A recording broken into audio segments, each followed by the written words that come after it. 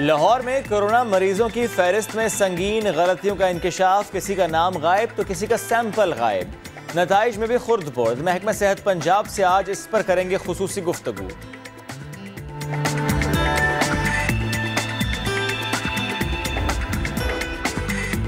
पे दर पे ज्यादतियों के वाकयात। मुल्क भर में सेल्फ डिफेंस ट्रेनिंग का रुझान बढ़ रहा है।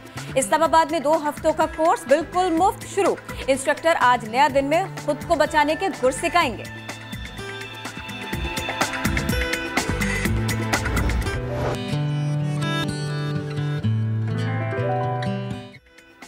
अस्सलाम वालेकुम एंड गुड मॉर्निंग। आप देख रहे हैं नया दिन। मैं हूं आपके साथ मोहम्मद शुएब और मैं हूं किरण आफ्ताब। और ये सेल्फ डिफेंस ट्रेनिंग और इसके अलावा कोरोना की एहतियात और इसमें हमें कहाँ कहाँ बेहतर होना है, वो कहते हैं ना कि एक इम्प्रूवमेंट का रूम हर जगह होता है, तो उस सब के ऊपर हम बात करेंगे। लेकिन जो मेरे पास आज पहली खबर है ना शुएब, उसका आगाज करेंगे। एग्जैक्टली जी। खवातीन अब चांद पर कदम रखने के लिए तैयार हैं। अमेरिकी खलाई इदारा नासा, इन्होंने पहली बार चांद पर खातून खलाबाज को भेजने का फैसला किया है। 1972 के बाद चांद पर खलाबाजों की टीम का ये पहला मिशन होगा जिसमें एक खातून शामिल होगी। और अगर ये मिशन कामयाब हुआ तो पहली बार खातून खलाबाज चांद पर कदम रख सकेंगी। इस प्रोजेक्ट पर तकरीबन 28 अरब डॉलर का खर्च आएगा। इस मिशन का नाम आर्टेमिस रखा गया है, जिसे कई मरहलों में अंजाम दिया जाएगा। अब पता नहीं क्यों मुझे ऐसा लगा अगर मैं ऐसे पढ़ती तो कुछ बाइस सा लगता इस वजह से मैंने ये सोचा कि ये शुएब करें।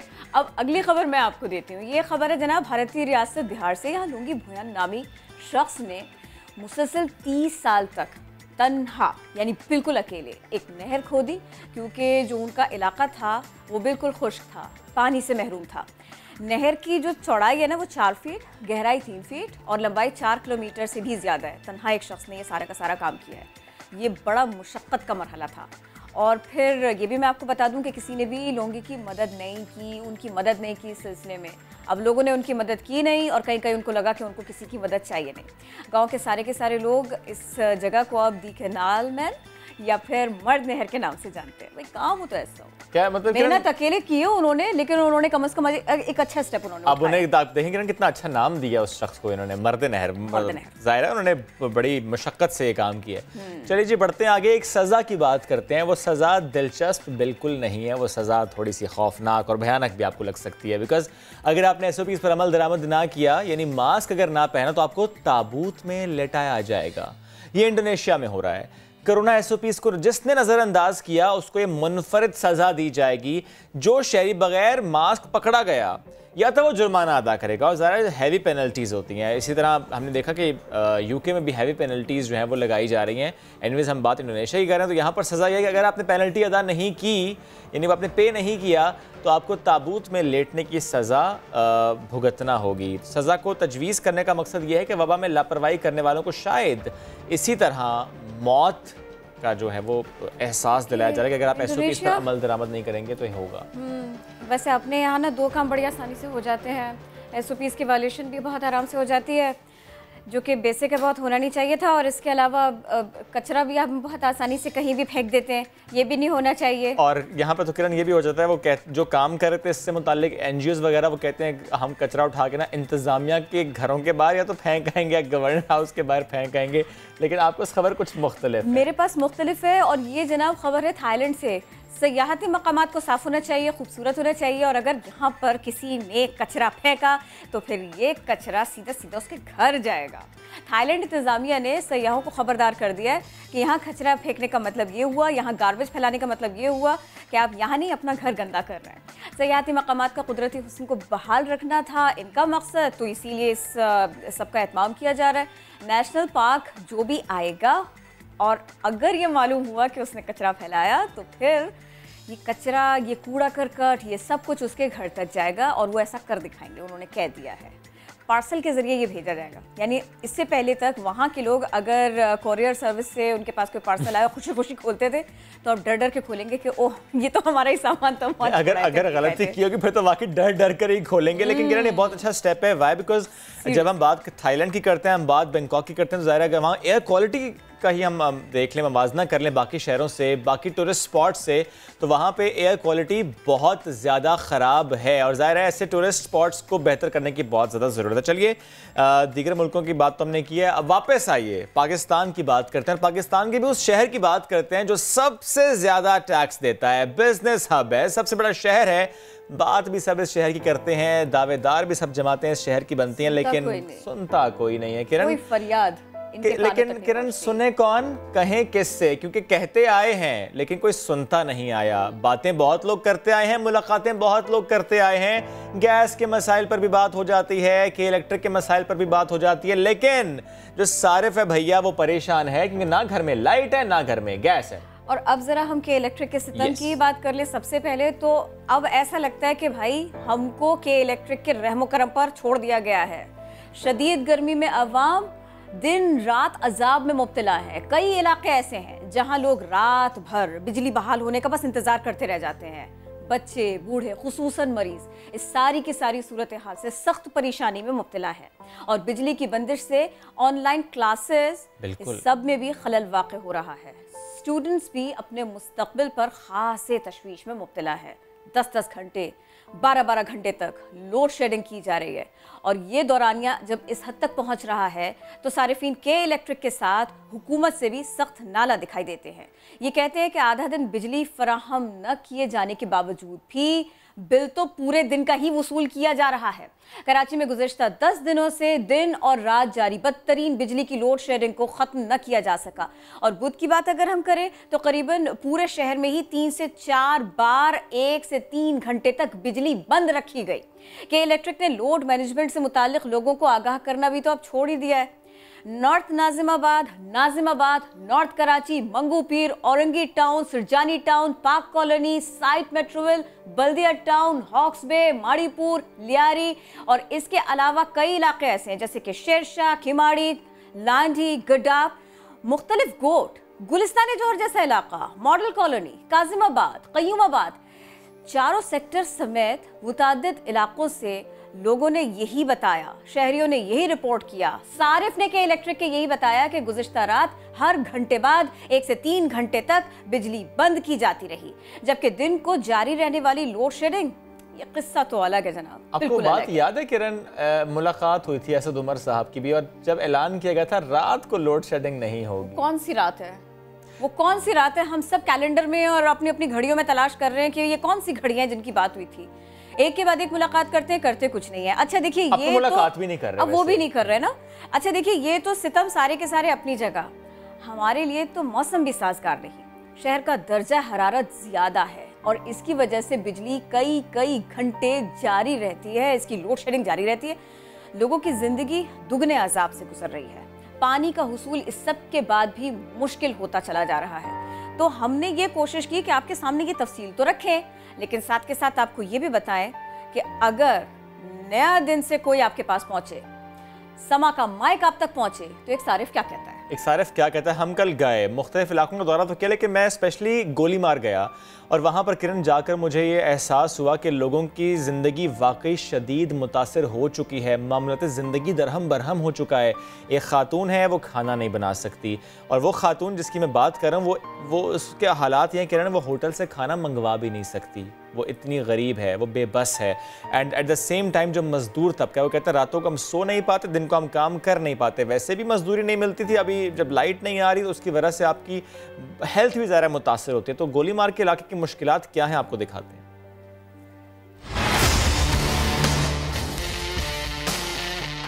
न गैस, न बिजली, न पानी, ये है मेरे इस शहर की कहानी। इस कहानी में अब मसले बढ़ते चले जा रहे हैं।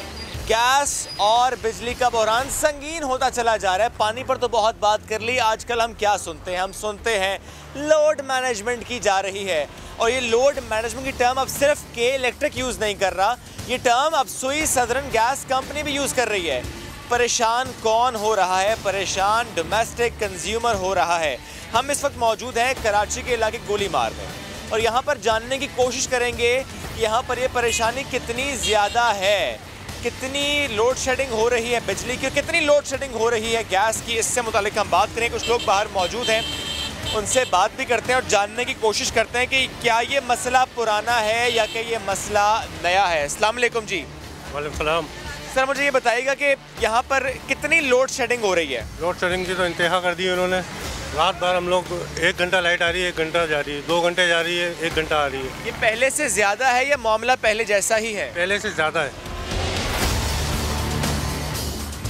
अच्छा मुझे प्लीज़ आप भी बताइएगा, हम लोड शेडिंग से मुतालिक तो कई सालों से बात करते आ रहे हैं, ज़ाहिर है ये मसाइल हल होने का नाम नहीं लेते। ये मसला वैसे का वैसा या बढ़ गया? ये लोड शेडिंग का मसला जो है ये इमरान खान की हुकूमत में आने से बढ़ गया है। बिल इतने आते, लाइट आती नहीं है। अच्छा ये बड़ी अच्छी बात आपने की। ये नॉर्मली ये होता है कि बिल आते हैं, लाइट नहीं आती, और अगर आप बिल पे ना करें तो मीटर काटने वाले आ जाते हैं, लेकिन जब बिजली नहीं आती तो फिर कोई पूछने के लिए नहीं आता। अस्सलाम वालेकुम। वालेकुम अस्सलाम। मुझे बताइएगा कितनी परेशानी है? लाइट आ नहीं रही, गैस आ नहीं रही। परेशानी इतनी बड़ी है, 11 बजे लाइट जाएगी, 12 बजे आएगी, फिर 2 बजे जाएगी। सोएगा कहाँ? काम मजदूर कहाँ जाएगा? मजदूर जाएगा कहाँ? मुझे ये बता, कहाँ जाएगा? सही बात है, बिल्कुल। उसके पास तो कोई ऑप्शन ही नहीं है। हमारे पास कोई बड़े बंगले नहीं है, 12-12 फुट के कमरे हैं, हम कहाँ जाएंगे?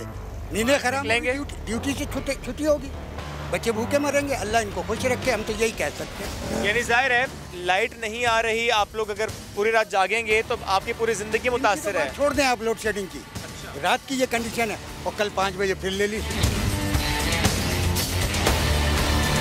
आप इसी इलाके में रहते हैं? गैस का मसला 1 हफ्ते से है? 1 हफ्ते से। क्या करते हैं? क्या होटल से लेकर आएंगे या फिर गैस का इंतज़ार करते हैं? उसमें रात हो जाती है, 12 बजे आएगी तो 12 बजे खाना खाएंगे, 1 बजे आएगी, 1 बजे पकेगा। कितने घंटे गैस नहीं होती? जब लोड शेडिंग जब तक चल रही, जब तक गैस नहीं होगी। जब बिजली नहीं है तब गैस भी नहीं? भी नहीं है। अच्छा, ये मामूल है रोज़ का। तो रोज़ तकरीबन 12-14 घंटे की लोड शेडिंग है? तकरीबन इस 1 हफ्ते के अंदर से तो इससे ज़्यादा ही हो गई है। इससे ज़्यादा हो गई, 14 घंटे से भी बढ़ गई है इस इलाके में। आप भी इस इलाके में रहते हैं?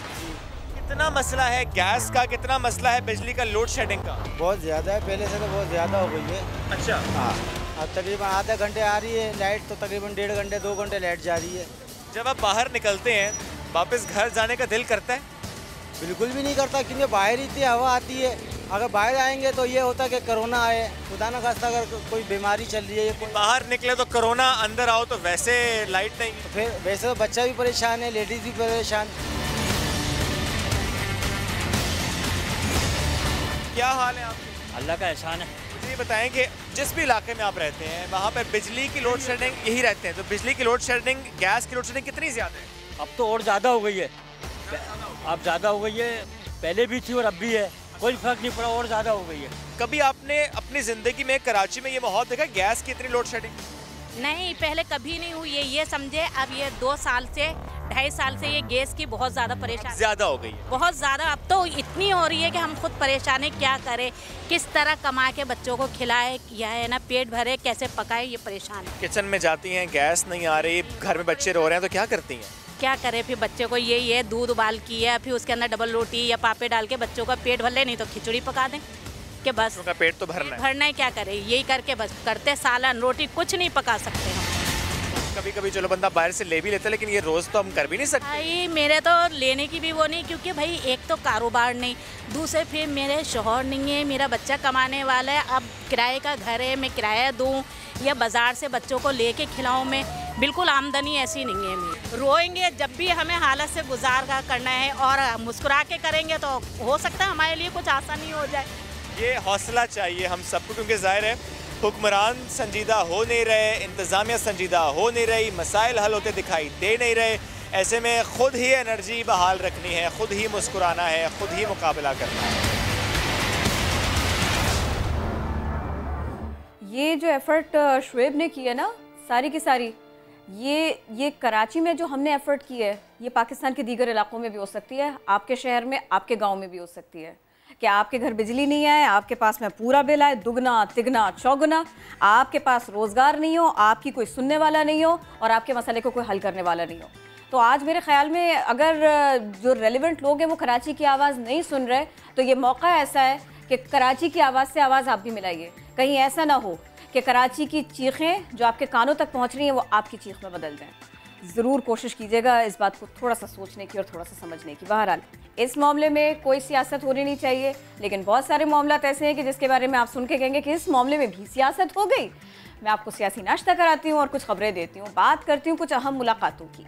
कुछ रूटीन की मुलाकातें होती हैं वो अहमियत इख्तियार कर जाती हैं, कुछ रूटीन के मामलात होते हैं वो कहीं गुम जाते हैं, और जो हाईलाइट होता है मामला वो कुछ का कुछ बन जाता है। DJISPR major general Babar Iftikhar के मुताबिक लीगी रहनुमा मोहम्मद जुबैर ने 2 बार आर्मी चीफ से मुलाकात की थी और दोनों मुलाकातें मोहम्मद जुबैर की दरखास्त पर हुई थी।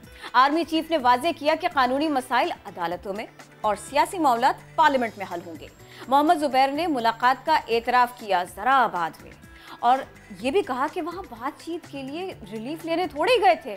क्या लेने गए थे, क्या बात करने गए थे, इसके ऊपर क्वेश्चन मार्क है। आजकल वो जवाब देते फिर रहे हैं। मुलाकात के लिए नवाज शरीफ या मरियम नवाज ने उन्हें भेजा नहीं था, लेकिन जब उनसे ये सवाल किया गया था कि क्या मरियम नवाज के या नवाज शरीफ साहब के इल्म में था, तो कहीं उन्होंने कहा हाँ और कहीं उन्होंने कहा ना। किरण, ये तो मामला है, लेकिन मेरी समझ में एक बात नहीं आ रही। वो बात ये है कि अभी APC हुई है, ज़्यादा दिन नहीं गुजरे और इस APC में भी कुछ चीज़ें वाज़े हो गई थी कि नवाज शरीफ साहब का बयानिया है वही और शहबाज शरीफ का बयानिया है वही जिस पर वो रहते आए हैं। यानी नवाज शरीफ साहब एक पेपर पढ़ते हैं, कुछ पेपर्स आगे भिजवाते हैं, पेपर लिख के दे दें, लेकिन शहबाज शरीफ साहब पेपर लेते हैं और उल्टा करके रख देते हैं। लेकिन जो समझ मुझे बात नहीं आई वो ये समझ नहीं आई ये जुबैर भाई किस तरफ के हैं, ये नवाज साहब के हैं या इस तरफ के हैं, क्योंकि जो बयानात हैं वो भी दोनों तरफ के ही हैं। एनीवेज जी, अदनान आदिल साहब ने मैं ज्वाइन किया। अदनान साहब good morning. Good morning. Good morning Adnan साहब, a clear divide is seen now because ये जो मुलाकात हुई और उसके बाद जो बातें सामने आई, फिर मरियम नवाज कुछ मामलात में कहती हैं कि हाँ मालूम था, पता बाद में चल गया था। जुबैर साहब कहते हैं मरियम को पहली मुलाकात के बारे में पता था, फिर बाद में कहते हैं नहीं पता था। तो बेसिकली ये क्लियर डिवाइड हमें नजर आ रही है अब कि नवाज शरीफ का बयानिया एक तरफ का है और ये शहबाज शरीफ जो कि पाकिस्तान में उनका बयानिया एक तरफ है। मरियम नवाज का भी अब लग रहा है थोड़ा बयानिया बदल रहा है। और ये जो APC में नवाज शरीफ साहब का थोड़ा सा एटीट्यूड था, जो उनका रवैया था, वो कहीं ये तो नहीं है कि कुछ क्लैरिटी उनको मिली कि ये मामला तय नहीं पा रहे हैं, तो इसी वजह से इतना गुस्सा था उनको। बिल्कुल आप ठीक कह रही हैं। इस सियासतदान जो हैं फ़ौज के पास जाते हैं, फ़ौज की लीडरशिप से मिलते हैं, उनकी मिन्नत समाजत करते हैं कि हमारा ये काम करवा दें, हमें इक़्तिदार में ले आएं, हमारा ये मसला हल करवा दें। अगर मसला हल हो जाए तो चुप रहते हैं, ना हल हो तो फिर नवाज शरीफ की तरह ब्लैकमेलिंग शुरू कर देते हैं। अब नवाज शरीफ ने जिस तरह जहर उगला फ़ौज के ख़िलाफ़, वो उनको ज़ेब नहीं देता। उनको तो जनरल ज़ियाउल हक ने पाला पोसा, लीडर बनाया, और हमीद गुल जो ISI के चीफ थे उन्होंने उनके इक़्तिदार का रास्ता हमवार किया। वो तो खुद इसी इस्टेब्लिशमेंट की मदद से सियासतदान बने और जब भी उन्हें इक़्तिदार मिला उन्हीं की मदद से मिला। और अब भी वो ये कह रहे हैं कि हमारे जो केसेस हैं, करप्शन केसेस हैं, ये बंद करवा दें, ये किसी तरह हमें रिलीफ दे दें, इमरान खान पे दबाव डालें कि वो ये कानून बदल दें, आइन में कोई तरमीम ऐसी कर दें कि केसेस से जान छूट जाए। लेकिन जब फ़ौज ने इनकार कर दिया कि हम इस सिलसिले में कुछ नहीं कर सकते, आप अदालतों का रुख करें या पार्लियामान में जाएं। अदनान साहब, ये इनकार से इकरार का पता चला, इनकार से इस्तफसार का पता चला, वरना तो वो लोग मान ही नहीं रहे। अगर हमारे पास ये इनकार ना आता तो ये मालूम ही नहीं होता क्या बात करने गए थे। और दूसरे शहबाज शरीफ साहब, रुख हवाओं का जिधर का है उधर के हम हैं, ये कुछ ऐसा है। देखिए, ये सियासतदान जो है ना, वो तो सियासत में जो दो अमली होती है, सियासत में ऐसा ही होता है कि आप जो है वो शिकारी के साथ शिकार कर रहे होते हैं और खरगोश के साथ भाग रहे होते हैं। तो ये तो ठीक है कि शहबाज शरीफ जो है वो एक रोल अदा करते हैं इस्टेब्लिशमेंट और नवाज शरीफ के दरमियान। इसी तरह वो पहले जनरल कियानी से चौधरी निसार के साथ जाकर मिला करते थे ताकि नवाज शरीफ के तीसरी बार वजीर आजम बनने की राह हमवार कर सकें। तो इस सियासत में होता है, थोड़ी सी गलत बयानी भी की जाती है, आधा सच भी बोला जाता है। थोड़ी सी तो नहीं, काफी ज्यादा हो जाती है। जी, सियासत नाम ही किसी कदर झूठ बोलने का, धोखा देने का, मुनाफकत करने का है। अगर ये चीज़ें निकाल लें तो सियासत ख़त्म हो जाएगी। अभी आपने देखा कि सदर ट्रंप ने खुद इकरार किया है कि मैंने कोरोना के मामले पे झूठ बोला ताकि पैनिक ना फैल जाए, स्टॉक मार्केट ना क्रैश कर जाए। तो पूरी दुनिया में सियासतदान ऐसा करते हैं। हमारे यहाँ मखसूस हालात हैं, इस्टेब्लिशमेंट का एक रोल है इस मुल्क में, सबको मालूम है। अब ये नवाज शरीफ ने जिस तरह जहर उगला, APC में फ़ौज के ख़िलाफ़ और एक बयानिया तश्कील दिया। उसकी वजह से ये सारे मामले जो हैं मंजर आम पर आ गए। अगर नवाज शरीफ इस तरह जहरीली अगर वो इस तरह का जहरीला बयान ना देते और ये सारी गुफ्तगू ना करते तो ये बातें खुफिया ही रहती। ये तो नॉर्मल बात है, ये लोग मिलते रहते हैं आपस में और मिलना अच्छी बात है। देखिए मिले जुलेंगे तो गलत फहमियाँ दूर होंगी, खदशात दूर होंगे, तहफ़्फ़ुज़ात दूर होंगे। अपना मुल्क है, अपनी मुल्क की फ़ौज है, अपने मुल्क के सियासतदान हैं, उनके दरमियान अच्छी अंडरस्टैंडिंग होनी चाहिए। इसमें कोई बुरी बात नहीं है। कोई इंडिया की फ़ौज नहीं है, इसराइल की फ़ौज नहीं है, अमेरिका की फ़ौज नहीं है, अपने मुल्क की फ़ौज है और हम उसका एक रोल है, सबको मालूम है। तो इस तरह अब ये जो डिफेंसिव हुए हैं इसलिए हुए हैं कि एक तरफ तो ये बड़ी ऊंची पोजीशन ले रहे थे कि हम मुल्क में सिविलियन इक़्तिदार की बालादस्ती कायम करना चाहते हैं और ये कि हमारी जिद्दोजहद इमरान खान के साथ नहीं उनके खिलाफ है जो उसको लेकर आए हैं, ये तासुर दे रहे थे। और फौज ये सारी बातें अदनान साहब, ये सारी बातें, लेकिन मैं ये पूछना चाह रही हूँ कि ये जमहूरियत का आंचल पकड़ के और फिर उसके बाद में जाएंगे, मिल के आएंगे, हमारी तरह की बात हो गई, हमारे मकसद की बात हो गई तो ठीक है, हम खामोश भी रह लेंगे, हम आगे जाके एतराफ़ भी कर लेंगे कि हम सबका एक पेज पे होना बहुत ज़रूरी था इसलिए चले गए थे। हमारा मकसद अचीव नहीं हुआ तो फिर खामोशी से आके बैठेंगे और फिर बुरा भला कहेंगे, ये एक रवैया है। लेकिन इस बार जो हंडिया फूटी है ना बीच चौराहे पर, वो शेख रशीद साहब भी हैं उसमें बहुत इंपॉर्टेंट, बहुत कुछ उन्होंने भी कह दिया। मेरे ख्याल में उससे भी बड़ी क्लैरिटी आई है सब में, हालांकि एक मुलाकात और उस पर बहुत सारी बात ज़रा कमी लग रही थी मुझे। हाँ, शेख रशीद साहब ने भी इसीलिए बात की ना कि इन्होंने APC में एक फ़ौज के ख़िलाफ़ बयानिया तश्कील दिया और फ़ौज के ख़िलाफ़ आवाम को उकसाने और इश्तियाल दिलाने की कोशिश की और वो बातें की जो आम तौर से इंडियन करते हैं फ़ौज के बारे में, पाकिस्तान की फ़ौज के बारे में। जब ये इस एक्सट्रीम पे चले गए तो वो लोग जो फ़ौज के बारे में हमदर्दी रखते हैं वो मजबूर है कि फिर वो फैक्ट्स को सामने लेकर आएँ। तो फिर शेख रशीद ने इनका सारा कच्चा चट्ठा जो है वो खोल के रख दिया कि भाई आप भी मिलते हैं, आप भी मिलते हैं। अब एक लीडर कह रहे हैं कि मैं आर्मी चीफ से कभी 1-on-1 नहीं मिला। भाई आर्मी चीफ से नहीं मिले, DGISI से मिले तो किसी के साथ। अब ये इस तरह जानकर मखसूस लफ्ज़ इस्तेमाल करते हैं कि अपना पर्दा रख सकें। DGISI हों या आर्मी चीफ हों, सब लोग, सब सियासतदान उनसे मिलते रहते हैं। और शेख रशीद को भी मजबूरन इसलिए बोलना पड़ा, ये सब बातें सामने लानी पड़ी कि इन्होंने APC में फ़ौज के खिलाफ बहुत सख्त बातें की। नहीं, वो तो कहते हैं अदनान साहब कि मुझसे बहुत ज़्यादा पूछा जा रहा है और मैं ज़्यादा देर चुप रह नहीं सकता।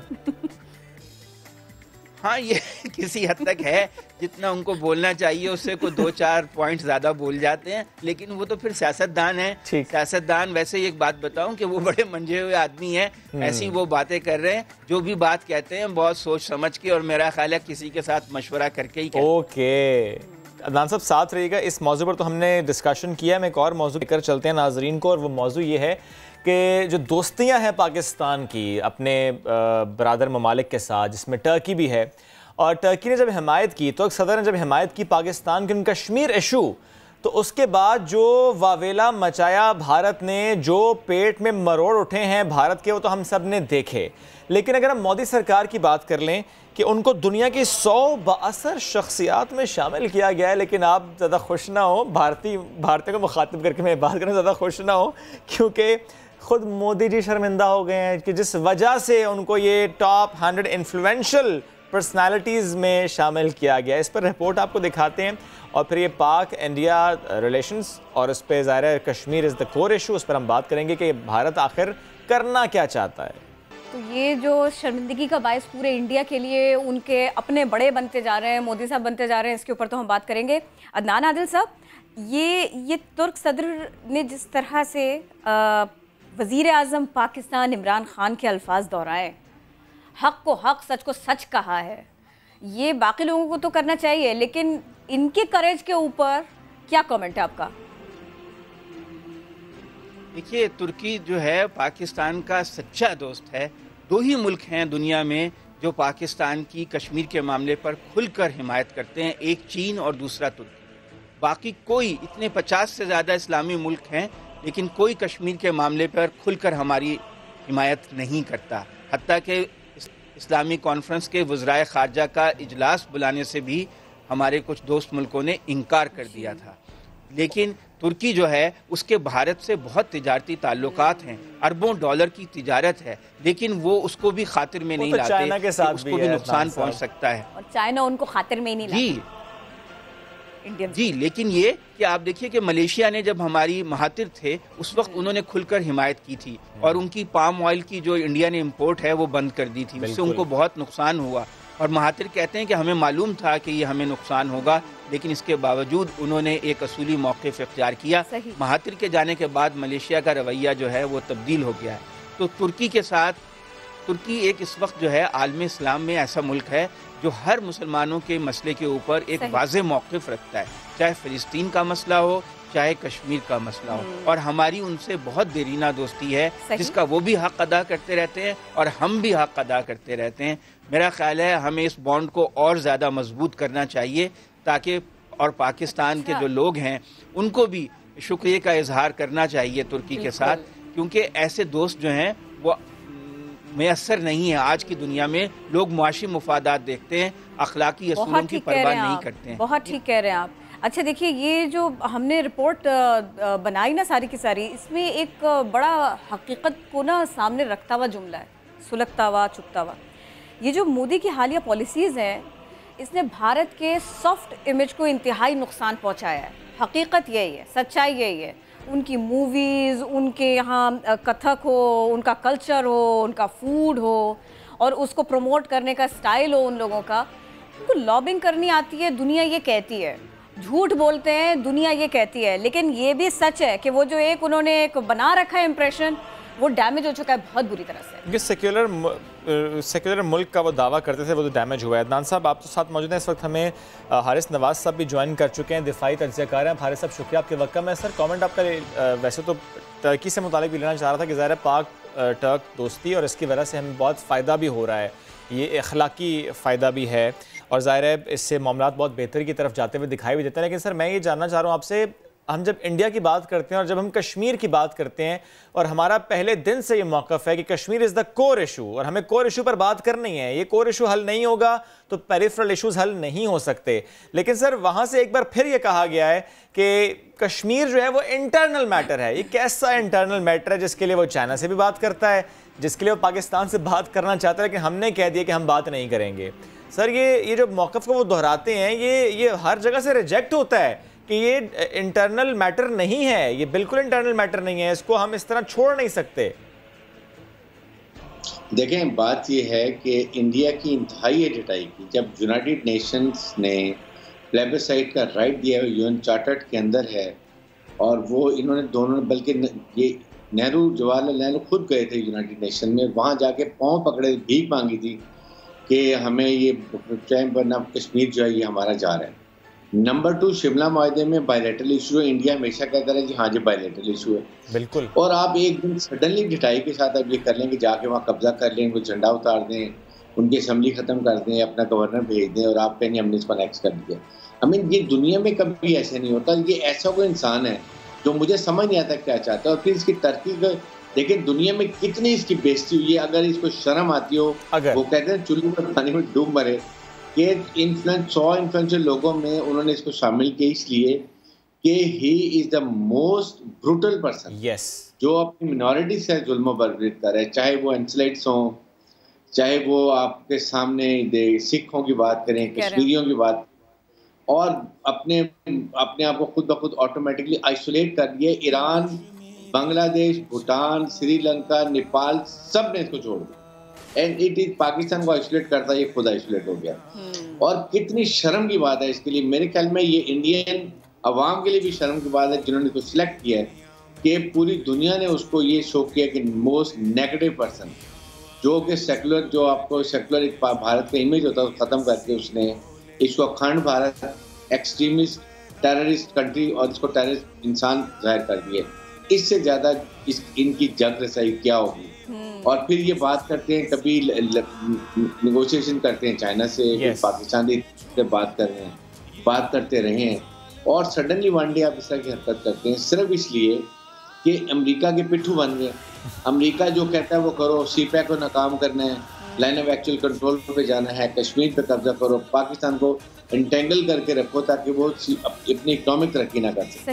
ये लेकिन इस मुल्क के प्राइम मिनिस्टर को समझ नहीं आती कि आप इतना बड़ा मुल्क है, नंबर 2 दुनिया में आपकी आबादी है, और आप दूसरों के हाथ में खिलौना बने हुए और ऐसे बने हुए सर, ऐसे बने हुए कि धोने को मुंह को इनको पानी नहीं है, मरने के लिए चुल्लू भर पानी नहीं है। ये इनकी ये हालत है। देखें, इनके यहाँ कोरोना क्राइसिस, उसको दूर करने के लिए इनको दिलचस्पी नहीं है।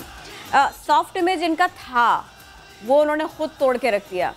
अब ऐसे में फ्यूचर क्या हो सकता है, मुस्तकबिल इनका क्या हो सकता है? इनके अज़ाइम हम सबके सामने हैं। बावजूद इसके दुनिया की ऐसी कम ममालिक हैं, ऐसे कम सरबराहान हैं कि जो खुल के इस बात को कहें कि जुल्म है और भारतीय ये कर रहे हैं। अब मुझे बताइए कि फिर आगे पिक्चर क्या देखते हैं आप, होने क्या जा रहा है? देखें, एक तो सबसे पहले मैं ये जो तुर्क प्राइम मिनिस्टर हैं उनका शुक्रिया अदा करेंगे। पाकिस्तान की हिस्टोरिक टाइज रही उनके साथ, जिस तरीके से वो पाकिस्तान को खुल के सपोर्ट करते हैं। सेम को पाकिस्तान ऑल्सो, पाकिस्तान भी हर मौके पे उनके साथ खड़ा होता है। लेकिन अब देखें, चाहिए ये है कि अब दुनिया को कम से कम अब अपना एक डबल स्टैंडर्ड ख़त्म करना चाहिए, और आपके नेशनल इंटरेस्ट एक तरफ है, इंसानियत एक तरफ है। इंसान तो सब एक, आप कम से कम इंसानियत की खातिर ह्यूमन राइट्स ऑर्गेनाइजेशन जो है, ह्यूमन राइट्स वॉच डॉग हैं, क्या उन्होंने अपना फ़र्ज़ निभाया? क्या उन्होंने वो काम यूनाइटेड नेशन की ह्यूमन राइट्स कमीशन ने कोई एक्शन लिया? क्या वहाँ से कोई रेजोल्यूशन आया? सवाए से फ्रांस कभी कोई ना कोई वीटो कर देता है और आप उसको बैठ जाते हैं। इसका मतलब है कि इन ममालिक के अपने जो है नेट वो इंटरेस्ट हैं जिसकी वजह से ये नहीं करते हैं। लेकिन इंसानियत एक दफ़ा होनी चाहिए जो बिल्कुल पामान कर दी गई है। एक बात और सर, एक बात और प्लीज़ बता दीजिएगा क्योंकि वक्त कम है। सीज़ फायर वायलेशंस हो रही हैं और बार बार हो रही हैं सर, इस पर क्या कुछ नहीं कहा जा सकता किसी तरफ से, किसी फोरम से इंडिया को कि क्या कर रहे हो? देखें, सबसे बड़ी बात यह है कि United nation military observers Azad line of control के ऊपर तैनात है, पाकिस्तान में भी और श्रीनगर में भी। द इशू इज के इंडिया उनको श्रीनगर से आगे नहीं आने देता, इतना रोक मुल्क है। और पाकिस्तान में वो हर जगह पर जहाँ जाना चाहें आज़ाद कश्मीर में जा सकते हैं, बिल्कुल वो अपनी रिपोर्ट भेजते हैं। लेकिन बात ये बेहसीन यूनाइटेड नेशन एक जनशक्ति कहते हैं कि जुल्म हो रहा है, लेकिन फिजिकल मैनिफेस्टेशन नजर आना चाहिए कि आप क्या वहाँ पर उसके लिए कर रहे हैं, वो नजर नहीं आता। ठीक, बहुत शुक्रिया। हारिस नवाज साहब साथ मौजूद थे। अब अदना आदिल साहब, बेहद शुक्रिया आपका भी, साथ मौजूद थे और हम इंडिया से मुताल्लिक बात करते कि आखिर इंडिया किस सोच पर है और इंडिया आखिर करना क्या चाहता है। चलिए, टर्की ने क्या किया हमने वो भी बताया, और उसका इम्पैक्ट क्या आया ये तो हमने सबसे पहले बताया। इम्पैक्ट आता जाएगा और हम आपको बताते जाएंगे। एनीवेज जी, बढ़ते हैं आगे। अब बात करते हैं हम कोविड-19 की। हुकूमत पाकिस्तान कोविड-19 से लड़ने में मसरूफ़ है और मुल्क भर में इसका फैलाव काफ़ी हद तक अब कम हो चुका है, स्लो डाउन हो चुका है। इस सब के दौरान कुछ अनासर की गफलत इंतहाई तशवीशनाक सूरत हाल इख्तियार कर सकती है या कर रही है, इस पर आज हम बात करेंगे। पंजाब हुकूमत ने क्योंकि तहकीकात का आगाज़ किया कि लाहौर में कोरोना केसेस से मुताल्लिक स्टैट्स में गलती आखिर हुई तो क्यों, कौन इस पर जिम्मेदार है। कुछ इतलात ये हैं कि शहर के 8 टाउन्स में 23 अगस्त से 31 अगस्त के दरमियान 1883 कोरोना केसेस के गलत स्टैट्स जो सेंट्रल डैशबोर्ड है उसमें डाले गए। अच्छा, अब ये इस गलती की हकीकत क्या है? ये किस नौइयत की गलती है? अगर ये वाकई हुई है तो इसके वाकई असरात कहाँ पर हैं, या फिर ये कोई ऐसा मामला है जो उस तरह से रिपोर्ट नहीं हो रहा कि जैसे उसको होना चाहिए?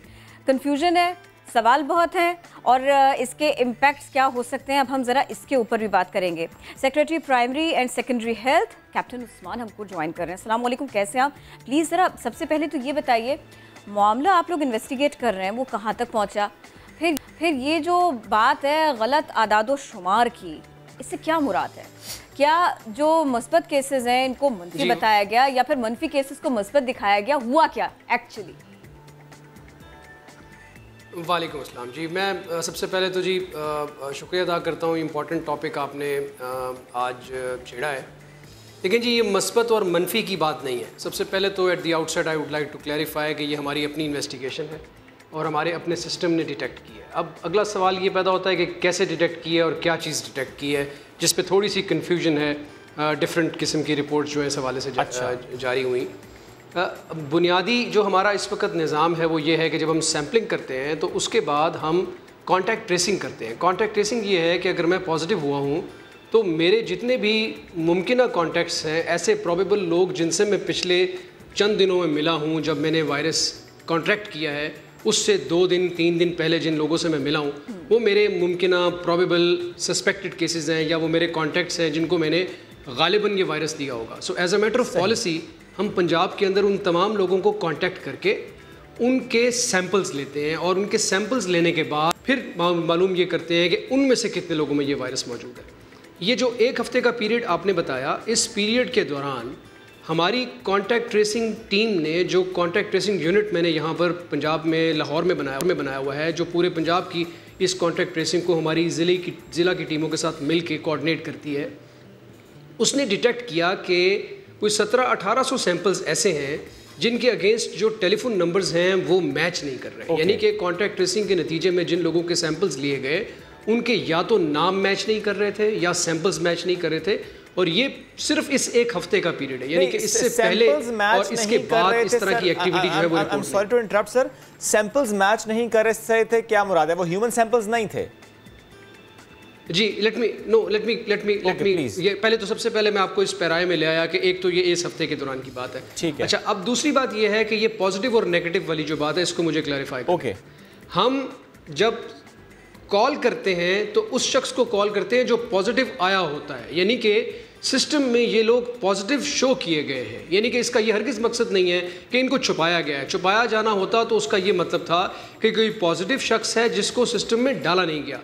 तो द फैक्ट कि इनको कॉल गई और हमने डिटेक्ट किया कि ये वो शख्स नहीं है जिसका पॉजिटिव सैंपल हमारे पास पड़ा हुआ है, तो इसलिए ये बात तो बिल्कुल दुरुस्त नहीं है कि पॉजिटिव को छुपाया जा रहा है। ठीक है। ये बल्कि ज़्यादा पॉजिटिव हमारे सिस्टम में ऐसे आए हैं 1800 जिनके बैक एंड के ऊपर हमारे पास लोग नहीं है, जिनकी हमें कॉन्टैक्ट ट्रेसिंग करनी है। एक तो ये बात क्लैरिफाई कर दूं कि ये छुपाने वाली बात नहीं है, ये एडिशनल सैंपल्स हैं हमारे पास जिनके अगेंस्ट हमने कॉन्टैक्ट ट्रेसिंग के लिए जब इन लोगों से रब्ता किया तो पता ये चला कि ये नंबर्स करेक्ट नहीं है। अब इनिशियल जब प्रोब की तो इमीडिएटली जो हमें बताया गया वो ये बताया गया कि जी शायद कुछ लोगों ने नंबर्स गलत फीड किए, इसलिए मैंने ये इंक्वायरी ऑर्डर की कि ये हकीकत हमारे सामने आए कि क्या लोगों ने नंबर्स गलत फीड किए हैं या किसी शख्स की गफलत है या ये जानबूझ के किया गया, क्योंकि किसी एक हफ्ते के पीरियड में 1800 का नंबर मेरे हिसाब से एक बड़ा नंबर है, इसको इग्नोर नहीं किया जा सकता था। कोई 10-15 इस तरह के सैंपल्स होते तो हम सोच लेते कि यार शायद ये हो सकता है कि कोई सिस्टम में किसी बंदे ने हमसे झूठ बोला, लेकिन चूंकि नंबर थोड़ा बड़ा था इसलिए we had to carry out an inquiry and some of the samples हमारी लैब की रिपोर्ट के मुताबिक वर नॉट ह्यूमन सैंपल्स। सब लोग कुछ लोगों ने बताया बहुत थोड़ा फिगर है उसमें, वो बहुत ज्यादा फिगर नहीं है, बट ये इसी वीक में क्यों? नहीं sir, 159 samples out of 1800 samples they were not human samples, ये बड़ी फिगर नहीं है। दैट्स राइट, ये बड़ी फिगर नहीं है। जी मेरे कहने का मकसद ये है कि अगर आप इसको ओवरऑल टेस्ट से कंपेयर करें, पंजाब में 10 लाख टेस्ट कर चुके हैं, तो उसके साथ अगर आप कंपेयर करें तो ये छोटा फिगर है, but at the same time किसी एक वीक में ये बड़ा फिगर है, किसी एक हफ्ते के अंदर अगर मैं देखूं तो उस हिसाब से बड़ा है, जिसकी वजह से ये तशवीश हुई कि क्या कोई ये जानबूझ के कर रहा है या कोई नेग्लिजेंस इन्वॉल्व है या कोई करेक्टिव मेजर यही तो पूछना चाह रहे हैं सर। फिर ये तहकीकात में सामने आया क्या है? वो जो 159 सैंपल्स थे जो ह्यूमन सैंपल्स नहीं थे, वो कहां से आए थे? कौन रिस्पॉन्सिबल था? जी मैंने जिस तरह गुजारिश की, हमने डायरेक्टर रीजन लाहौर को इस इंक्वायरी पर मामूर किया हुआ है और वो रोज़ाना की बुनियाद पर सुबह शाम ये इंक्वायरी की तफसीलात कर रहे हैं। चंद दिनों के अंदर इसकी मजीद जो तफसीलात हैं, डिटेल्स जो है वो हम शेयर करेंगे मीडिया। अच्छा सर, अब मुझे ज़रा ये बताइएगा, इस तरह की गलती दोहराई ना जाए। एक तो इस मामले को देखना, दूसरे ये कि अब जो सिस्टम, जो कि बहुत बेहतरीन सिस्टम है जिस पे आप लोग इतनी मेहनत कर रहे हैं, इतना काम कर रहे हैं, उसकी शफाफियत को भी इंश्योर कर रहे हैं क्योंकि आपको लोगों की सेहत अजीज़ है, तो कुछ जब आप इस मामले की तहकीकात कर रहे हैं तो कहीं ना कहीं कोई ऐसे प्रॉब्लम्स आपको दिखाई दिए कि जिसको अपग्रेड किया जाना चाहिए, दूर करना चाहिए? हमें अपनी चीज़ें रिविजिट करनी होती है इम्प्रूवमेंट्स के लिए, मैं इसलिए पूछ रही हूँ। जी बिल्कुल दुरुस्त कहा आपने। देखें, the fact that we did not try to hush it up या इसको छुपाने की कोशिश नहीं की, हमें कोई इसमें किसी किस्म की कोई ऐसी चीज़ नज़र नहीं आई कि हम इस इंक्वायरी को ऑर्डर करें और हमें कोई ऐसी आर महसूस नहीं हुई कि हमने ये बात मालूम करनी है। ये इस बात की अक्कासी करता है कि हम अपने सिस्टम को अपग्रेड करना चाहते हैं, अपने सिस्टम को इम्प्रूव करना चाहते हैं, और ऐसे जो लोग हैं, जो अनासिर हैं, जो हमें या हमारे सिस्टम को ख़राब करने की या चीट करने की कोशिश कर रहे हैं, उनके खिलाफ हम एक्शन लेना चाहते हैं। So this is a clear evidence of that. But at the same time मैं आपको एक और बात बताना चाहता हूँ कि हमारे पास पंजाब के अंदर जो हमारा कॉन्टैक्ट ट्रेसिंग यूनिट है, ये एक सॉफ्टवेयर बेस्ड एप्लीकेशन पे काम करता है, यानी कि मेरा नाम आता है तो मेरी लोकेशन भी उसके अंदर स्टोर होती है, मेरी जो पूरी की पूरी ट्री बनती है कि मैं पिछले हफ्ते में कितने लोगों से मिला हूँ, उस ट्री के अंदर उन लोगों का नाम लिखा जाता है, उनका नंबर लिखा जाता है, और जब तक उनको सैंपल नहीं कर लिया जाता सिस्टम उनको रेड शो करता है। So we have a very very robust system में सर ये रेड निशान कितने हैं, किया है, इंप्रूव किया। इस सिस्टम में रेड निशान कितने हैं? कितनी बार ऐसे होता है, कितने बार ऐसे होता है कि आप लोग कांटेक्ट ट्रेसिंग करने जाते हैं लेकिन आगे से बताया जाता है कि नहीं वो शख्स यहाँ पर नहीं है, अच्छा वो शख्स नहीं, वो अवेलेबल नहीं है? कितनी बार ऐसे होता है? ये मैं बताता हूँ आपको। देखें जी, ये ऐसे है कि हमारे पास ये on a day to day basis differ करता है। पहले दिन जब किसी का कॉन्टैक्ट्स होते हैं तो सारे के सारे लाल होते हैं। अगले दिन उनमें से 50% लोगों को हम ट्रेस कर लेते हैं, 50% रह जाते हैं। So eventually at the end of a week, particular week, हम एनालाइज करते हैं कि ये लोग जो हैं, लेट्स से 15 लोग या 20 लोग या 25 लोग किधर हैं और इनको कैसे ढूंढना है। फिर हम उनको हमने एक सिस्टम बनाया हुआ जिसमें हम उनकी कॉल डाटा रिकॉर्ड्स लेते हैं और मालूम करते हैं कि क्या ये लोग वाकई एग्जिस्ट करते हैं, कुछ के नहीं करते। कुछ जगहों पर हमें लोग फेक नंबर्स दे देते हैं, ऐसे नंबर्स जो रिस्पॉन्ड नहीं करते। इस पर्टिकुलर केस में the numbers were responded and people said कि we were not sampled. This meant कि जिन लोगों का सैंपल लिया गया वो कोई और लोग हैं। दैट मींस जिसने सैंपल लिया हो सकता है वो जिम्मेदार हो। लेकिन सर मुझे बताएंगे, आपने भी कुछ देर पहले कहा कि इंक्वायरी हो रही है, आप इसके रिजल्ट शेयर करेंगे, लेकिन क्या किसी को सस्पेंड किया गया है? क्योंकि खबर थी डीएचओ लाहौर सस्पेंड हुए हैं इससे मुताल्लिक। जी ऑलरेडी जी इमीडिएटली देखें जी, जब प्रोब की और ये पता चला कि ये नॉर्मल है, रूटीन से हट के इस तरह का नहीं होना चाहिए था, तो जो the person who was responsible for this was immediately suspended. But at the same time justice का तकाजा ये है कि हम एक प्रॉपर रेगुलर इंक्वायरी करके जो लोग इसमें मुलविस हैं उनको सजा दें और उनको उनका ड्यू शेयर मिले। और असल में बात यह है कि सिस्टम अपना करेक्टिव मैयर ले ताकि दोबारा कोई इस तरह की हरकत करने के बारे में ना सोचे। बिल्कुल बेहतरीन है। अच्छा देखिए, चूँकि आप हमारे साथ हैं, ये जो लोग कोऑपरेट नहीं करते, जब आप जब कॉन्टैक्ट ट्रेसिंग के लिए जाते हैं, आपके लोग जाते हैं, जो लोग कोऑपरेट नहीं करते, जो लोग ठीक से डाटा फराहम नहीं करते, जो लोग सपोर्ट नहीं करते, प्लीज़ एक मैसेज उनके लिए ज़रूर दीजिए। जी मैं गुजारिश करना चाहूँगा, देखिए जी, अल्हम्दुलिल्लाह पाकिस्तान में हमें जो अब तक की कामयाबी मिली है उसमें बहुत मेजर रोल हमारे मीडिया का और हमारे लोगों का है, जिन्होंने कोऑपरेट किया है थ्रू आउट हमारे साथ। ये एक अनप्रेसिडेंटेड बीमारी थी, इस तरह की बीमारी दुनिया ने अपनी रीसेंट रिकॉर्डेड हिस्ट्री में नहीं देखी थी। But at the same time हमें पाकिस्तान को इस बात पर फ़ख्र है कि हमारे लोगों ने कलेक्टिवली विच भी इंडिविजुअल इश्यूज ज़रूर हुए होंगे, कहीं ना कहीं इस तरह की मिसालें ज़रूर हुई होंगी, लेकिन कलेक्टिवली हमारी रिस्पॉन्सिबिलिटी ने बड़ा एक रिस्पॉन्सिबल रोल प्ले किया। SOPs की कंप्लायंस के हवाले से, हुकूमत के जो लॉकडाउन थे उनके ऊपर रिस्पॉन्स के हवाले से, कहीं पे आपको जनरल डिफाइंस वाली सूरत हाल नज़र नहीं आई।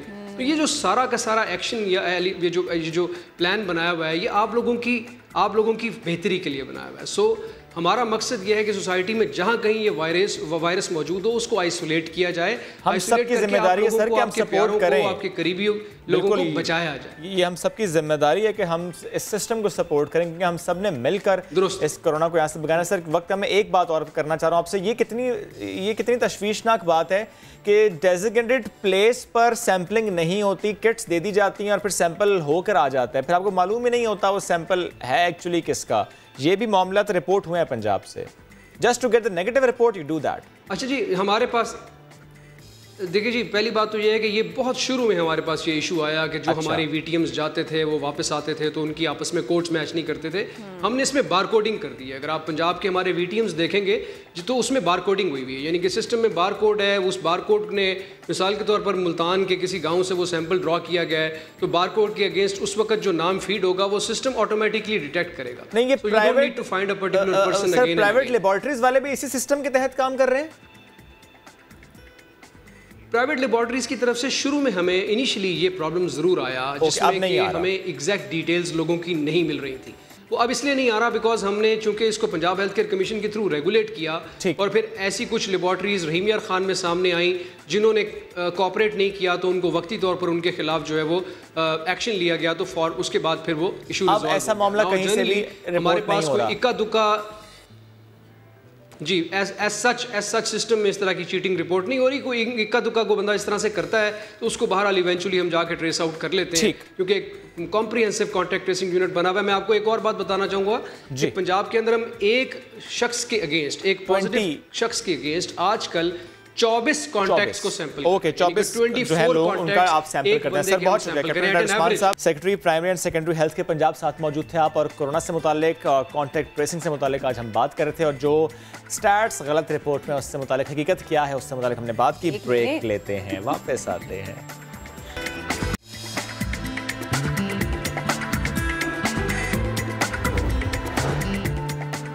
पाकिस्तान ने एक बार फिर LOC पर भारतीय दहशतगर्दी की हकीकत दुनिया को दिखा दी। मुख्तलिफ ममालिक के सफ़ीरों और बैनुल अक़वामी इदारों के नुमाइंदों का LOC का दौरा, तर्जुमान पाक फौज ब्रीफिंग देंगे, वफ्द भारतीय खिलाफ वर्जियों का जायजा लेगा, फायरिंग के मुतासरीन से मुलाकात भी करेगा।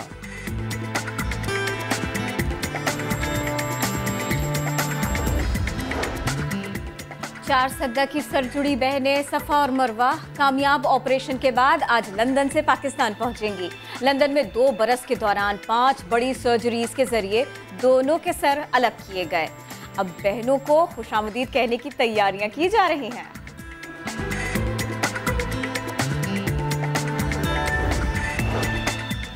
कराची के इलाके गुलिस्तान जौहर पहलवान गोट में CTD का छापा, मुलजिमान और CTD एहलकारों के दरमियान फायरिंग का तबादला, एक मुलजिम मारा गया। CTD इंचार्ज राजा उमर खत्ताब के मुताबिक मुलजिम ने पुलिस एहलकार को टारगेट करके शहीद किया था।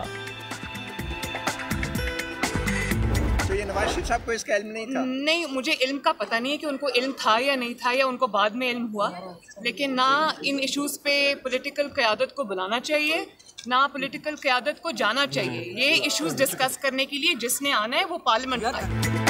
सियासी फैसले पार्लियामेंट में होने चाहिए, GHQ में नहीं। मरियम नवाज को शहबाज शरीफ और बिलावल की आर्मी चीफ से मुलाकातों पर एतराज, बोली पार्लिमानी रहनुमाओं को GHQ नहीं जाना चाहिए था। मरियम का कहना है आर्मी चीफ से नवाज शरीफ के किसी नुमाइंदे ने मुलाकात नहीं की। नून लीग में कोई इख्तिलाफ नहीं, पूरी पार्टी तो एक पेज पर है।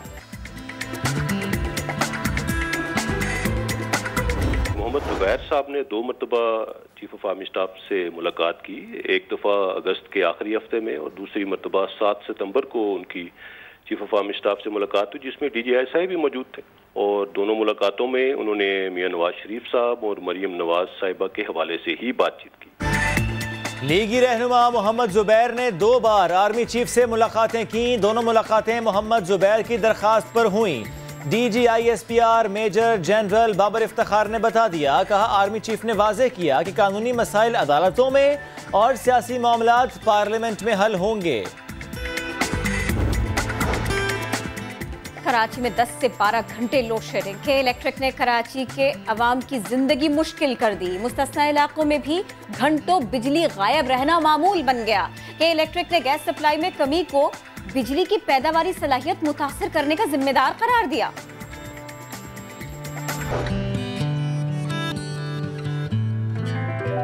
Welcome back after the break. बरतानवी शाही खानदान से ताल्लुकात खत्म करने के बाद शहजादा हैरी और मेगन मार्कल को एक और बड़ा धचका लगा है। दोनों की ख्वाहिश थी कि एक NGO बनाएं, लेकिन बरतानिया के कवानीन के मुताबिक अब वो ख़ानदान से अलहदा हैं और इसलिए अपने साथ वो ये शहजादा या शाही इसका लफ्ज़ इस्तेमाल नहीं कर सकते। और इस सब के बाद में ये हुआ कि फिर अब उन्होंने जो एक NGO की बात की थी ना, उसका नाम उन्होंने बदल दिया है। पैदाइश के बाद से ही शाही का लक़ब इस्तेमाल होता रहा शहजादे के नाम के साथ, और अब वो शहजादे रहे नहीं है तो ये हो नहीं सकेगा। तो अब उनकी NGO जो है उनकी NGO का नाम बदल गया जी, अपने बेटे के नाम पर, यानी कि आर्चर उन्होंने रख दिया। इनामी मुकाबले में हिस्सा लीजिए और फैक्ट्री के मालिक बन जाइए। ये कोई ऐड नहीं चल रहा, मैं खबर दे रहा हूँ आपको। अमेरिका में जेली बनाने वाली कंपनी के सरबराह ने अनोखे इनामी मुकाबले का ऐलान किया है, जिसमें जीतने वाले को सबसे बड़ा इनाम फैक्ट्री का मालिक बनने की सूरत में दिया जाएगा। इस मुकाबले का टिकट $49.99 का है। छोटे खजाने की कदर $5000 तक हो सकती है और हर मुकाबले में सिर्फ 1000 अफराद को ही टिकट जारी किया जाएगा। ये तो था अनोखा सा एक कहना चाहिए कॉन्टेस्ट। एनीवेज एक और ख़बर आपके लिए मेरे पास ये है कि अमेरिकी शहरी ने छत के बल चलने वाली गाड़ी बनाकर सबको हैरान कर दी। वो ना कलाबाजी भी खा सकेगी शायद। एनीवेज वो उल्टी होकर चल पाएगी। ये क्या स्पाइडरमैन? ये पता नहीं, कोई बड़ा डिफरेंट इन्होंने काम किया। 9 मई ने 1985 की एक वैन को दोनों तरफ, नीचे तो चलो लगे ही होते हैं टायर, ऊपर भी उन्होंने टायर लगा दिए हैं। उलट पलट कर वो चलने के काबिल बन चुकी है और गाड़ी की छत में छोटे छोटे से पहिए फिट किए और उसको चलाने के लिए गाड़ी के पिछले हिस्से में ड्राइविंग सीट भी बनाई गई है। वाओ, मतलब कमाल नहीं कर दिया इन्होंने। छा गया है कमाल। लग रहा है वो ना लग ही रहा है वो गाड़ी उलट के रिड़ती हुई जा रही है। आधा स्पाइडरमैन नहीं है। ठीक है, चलिए जी, ये खबर हमने आपको दे दी। देखिए ये कुछ खबरें आपके सामने इसलिए रखी थी ताकि हम स्ट्रेस को कम कर सकें और आप दुनिया भर की खबरें जान सकें, मालूमात इकट्ठा कर सकें। मैं आपके पास अब एक जो खबर लेकर आ रही हूँ, एक मामला पूरा रख रही हूँ। आए रोज़ मुख्तलिफ वाक़यात रिपोर्ट होते हैं और अगर हम ख़ास तौर पर बात करें, आजकल लोगों में खौफ है, तशवीश है, लोग परेशान हैं, अच्छे खासे परेशान हैं। रेप के मुख्तलिफ वाक़यात रिपोर्ट हो रहे हैं बड़ी तेज़ी के साथ, लेकिन एक बात कराची में ऐसी हो गई कि सारे के सारे लोग बहुत परेशान हो गए। कराची का एक बड़ा इलाका, बहुत मशहूर इलाका, जहाँ रश रहता है, जहाँ लोग रोज़गार के लिए, कारोबार के लिए, शॉपिंग के लिए यानी ख़रीदो फ़रोख्त के लिए आते और जाते हैं। अगर आपको ये पता चले कि कोई ख़ातून वहाँ पर महफूज नहीं है तो यकीनन परेशानी, लोगों की तशवीश बढ़ेगी। मैं आपको बता रही हूँ इस वाक़े के बारे में कि जिसने एक अजब सा ट्विस्ट लिया है। पहले कहा गया कि ये एक रेप का वाक़या है, ज़बरदस्ती की गई है, और बाद में कहानी पे अभी भी तफ्तीश हो रही है इस सिलसिले में, लेकिन ये वैसा मामला नहीं था जैसे रिपोर्ट हुआ था, जैसे सामने आया था। और इस वाक़े को जिस तरह से रिपोर्ट किया गया उससे तशवीश फैली। लोग पहले ही परेशान हैं, लोग पहले ये सोचते हैं कि हम अकेले ड्राइव करने ना निकलें, लोग पहले ये सोचते हैं कि बच्चे को अकेले घर से बाहर ना निकलने दें। ऐसे में जिस तरह कि आपने कहा, एक ऐसा इलाका जहाँ पर बहुत रश होता है, लोग उस जगह पर जाने से भी घबरा रहे थे कि ना जाने क्या हो जाए, ना जाने कोई वहाँ पर खड़ा होकर कोई उसे अगवा करके कहीं पर भी ले जाएगा। लेकिन सवालात पहले दिन से उठना इसलिए शुरू हो गए थे कि रात 9:30 बजे का वक्त अगर बताया जा रहा हो तो एक ऐसे इलाके में जहां पर रश होता है तो ये मुमकिन नहीं है किसी को इस तरह से अगवा इतनी आसानी से कर लिया जाए। ठीक है, लॉलेसनेस अपनी जगह, लेकिन इतना आसान बहरहाल फिर भी नहीं होता किसी लड़की को अगवा करना और कहीं पर मार्केट के टाइमिंग्स भी हैं, सीसी कैम का जाल भी बिछा हुआ है। इसी वजह से ये मामला बड़े अलग तरह से आगे बढ़ा और हकायक कुछ सामने भी आने लगे। हम बड़ा इसके ऊपर एक क्विक ब्रीफ आपके सामने रखते हैं। सऊद बिन मुर्तज़ा की जानिब चलते हैं। जी बिल्कुल, 21 सितंबर के रोज़ एक लड़की इस मेलिफ्टन में इस मॉल के पीछे से निकली है और मोटरसाइकिल पर अपने दोस्त के साथ यहाँ से गई। जिसके बाद रात को तकरीबन 11:30 बजे इसी मॉल की पार्किंग पर उतरने की इसकी CCTV फुटेज आई, जबकि अगले रोज़ उसकी बहन पुलिस पर जो है 15 पर इतला देती है और जिसके बाद पुलिस यहाँ पर पहुँचती है तो मालूम होता है कि एक लड़की के साथ जो है ज़्यादती की गई अगवा के बाद, और उसके बाद यहाँ पर उसको छोड़ दिया गया। उस लड़की ने अपना पुलिस को बयान दिया। इस जानिब यहाँ से ये रोड जब अब्दुल्ला शाह गाजी के मज़ार के करीब जाता है, वहाँ से उसको अगवा किया गया एक गाड़ी में, और उसके बाद ज़्यादती का निशाना एक फ्लैट पर बनाया गया डिफेंस खैबान राहत पर। उसके बाद इस मुकाम पर जहाँ पर हम मौजूद हैं इसके करीब, इस मॉल के करीब छोड़ दिया गया। मेरे पीछे जो मॉल है इसी में ये बताया जा रहा है ये लड़की यहाँ पर काम करती है एज अ सेल्स गर्ल, लेकिन जो फुटेज आई है वो ये मुकाम है इसी मॉल की पार्किंग का जहाँ से ये फुटेज कैमरे की हासिल की गई। इसमें देखा गया कि लड़की रात को खुद इस गाड़ी से उतरी और अंदर जाते हुए नज़र आ रही है। पुलिस ने दौरान तफ्तीश ये शवाहिद हासिल किए कि ये लड़की खैबान राहत पर जो फ्लैट है उस पर खुद गई। पुलिस ने बयानात कलमबंद किए तो मालूम हुआ कि इन्होंने जो 2 लड़के थे उस गाड़ी में सवार, जिनके साथ ये वहाँ पर फ्लैट पे गई और कुछ घंटे रही और उसके बाद इन्होंने कुछ खाने को मंगाया। उसके बाद उन्हीं दोनों लड़कों ने इसी पीछे मेरे पे जो पार्किंग है उसके बाहर गाड़ी रोककर इसको उतारा और वो पार्किंग में चली गई। जिसके बाद वो यहाँ से वापस अपने घर, बताया जा रहा है कि जो वैन जाती थी जो रोज़ाना की बुनियाद पर, उस तरह से गई। अगले रोज़ इसकी बहन ने पुलिस को इस तरह से इतला दी और पुलिस ने उसी बयान पर मुकदमा दर्ज कराया और मेडिकल कराया, जिसमें मेडिकल में ये चीज़ वाज़े हुई कि इस लड़की के साथ ज़बरदस्ती नहीं की गई। जो शवाहिद हैं वो इस तरह के नहीं हैं जिस तरह के बताया जा रहा था। पुलिस का कहना है कि मुख्तलिफ पहलुओं पर CCTV फुटेज समेत दीगर शवाहिद पर काम किया जा रहा है। जो दोनों मुल्ज़मान हैं उनकी जो शवाहिद हैं वो हासिल कर लिए हैं, अंदरूनी सुन से उनका ताल्लुक़ है। और इस वाक़े में जब ये रिपोर्ट हुआ है पुलिस को, उसके बाद से दोनों मुल्ज़मान गायब हो गए, मंजरान से चले गए, फ्लैटों पर नहीं मिले। पुलिस ने छापे मारे, गिरफ्तारी अमल में नहीं आ सकी। पुलिस का कहना है दोनों जब गिरफ्तार होंगे या सामने आएंगे तो मज़ीद हक़ाइक़ सामने आएंगे, आया क्या वजह थी या क्या मामला, इनकी इस पूरी मामले के पीछे क्या बात थी जिसकी वजह से इस मामले को इस तरह का रोक दिया गया। ठीक, बहुत शुक्रिया। सऊद बिन मुर्तज़ा साथ मौजूद थे। अब बढ़ते हैं आगे और अब बात करते हैं जो मेडिसिन की प्राइस इंक्रीज़ हो जाती है और उसमें उससे मुताल्लिक़ खबर ये आती है कि जो जान बचाने वाली अद्वियात हैं उनकी प्राइस में इजाफा नहीं होता। लेकिन अब खबर ये है कि 94 दवाएँ ऐसी हैं जो कि जान बचाने वाली दवाओं में की फ़हरिस्त में आती है, उनकी कीमतों में बाकायदा जो इजाफा है उसकी मंजूरी दे दी गई है। कोरोना वायरस से जो मुतासर अफराद हैं उनको जो इंजेक्शन लगते थे वो बहरहाल सस्ते किए गए हैं। वज़ीर सेहत सिंध अजरा पेचोहो ने दवाओं की कीमत में इजाफे को मुस्तरद कर दिया। कहा है कि यूं लगता है कि वफाक फार्मास्यूटिकल कंपनीज के सामने बेबस हो चुका है, घुटने टेक दिए हैं। जान बचाने वाली 94 अद्वियात की कीमत बढ़ाना नाइंसाफी है। इसी मामले पर बात करेंगे। हमें ज्वाइन के जनरल सेक्रेटरी PMA डॉक्टर कैसर सज्जाद साहब ने। सर शुक्रिया आपके वक्त का। सर बताइएगा, 94 मेडिसिन हैं और ये सारी की सारी जान बचाने वाली मेडिसिन की फहरिस्त में ही आते हैं जिनकी प्राइस बढ़ी, और कितनी बढ़ी है? बिस्मिल्लाहिर्रहमानिर्रहीम, बहुत शुक्रिया आपका। देखिए, इसमें जान बचाने वाली अद्वियात भी हैं और इसमें वो भी हैं जो कि रोज़मर्रा लोग इसमें बीमार हो रहे हैं। मिसाल के तौर पे एंटीबायोटिक्स हैं, दर्द की गोलियां हैं, मलेरिया की दवाइयां हैं और बहुत सारी ऐसी चीज़ें हैं कि जो हमारी आवाम रोज़मर्रा इन बीमारियों में मुब्तला होती है और रोज़ाना वो इन दवाइयों का इस्तेमाल होता है। ये बहुत ज़्यादती की बात है कि गवर्नमेंट ने बजाय ये कि आवाम को इस महंगाई के दौर में कम से कम हेल्थ की सहूलियात तो कम से कम उनको प्रोवाइड करती, जो कि बेसिक नेसेसिटी है, ये ज़रूरियात है पाकिस्तानी आवाम की, उनका हक है, उनका राइट है कि वो सेहत की तमाम सहूलियात। एक तो हमारे यहाँ सरकारी अस्पतालों में आवाम को सेहत की बुनियादी सहूलियात मुहैया नहीं है। ऊपर से जब वो जाते हैं दवाइयाँ खरीदने के लिए तो अब उनको दवाइयाँ महंगी कीमतों में मिलती हैं। ये तो एक अनाउंसमेंट हुई है, लेकिन बगैर अनाउंसमेंट की ही बहुत सारी दवाइयाँ महंगी कर दी जाती हैं। डॉक्टर साहब प्लीज बात भी मुकम्मल कीजिए। मुझे ये भी बताइए, ये एक अनाउंसमेंट है और इस अनाउंसमेंट के बाद में जो फिर रिएक्शन आया है वजीर सेहत सिंध का, इससे कोई इम्पैक्ट आएगा? इससे ये मामला जो है कुछ ऐसे बन पाएंगे कि इजाफा ना हो या कम से कम कुछ बेहतरी, कोई लाइट हो, या वहां से अनाउंस हो गया और यहाँ से एक रिएक्शन आ गया, बस बात इतनी रहेगी? मेरा तो ख्याल है कि देखिए, मैं इस मुल्क का शहरी हूँ, बहस शहरी के भी और बहस एक ओहदेदार पाकिस्तान मेडिकल एसोसिएशन के भी। हम जो यहाँ ऑब्जर्व कर रहे हैं वो ऑब्जर्व ये कर रहे हैं कि फेडरल गवर्नमेंट अपने मकसद के लिए जो भी चाहती है वो कर लेती है। उनका मकसद क्या है इसमें डॉक्टर साहब? फार्मास्यूटिकल कंपनीज तो उनकी नहीं है। नहीं, लेकिन बात सारी ये है कि देखिए, एक अननेसेसरीली एक कन्फ्लिक्ट तो चल रहा है सूबाई और फेडरल गवर्नमेंट में, खासकर सिंध गवर्नमेंट में।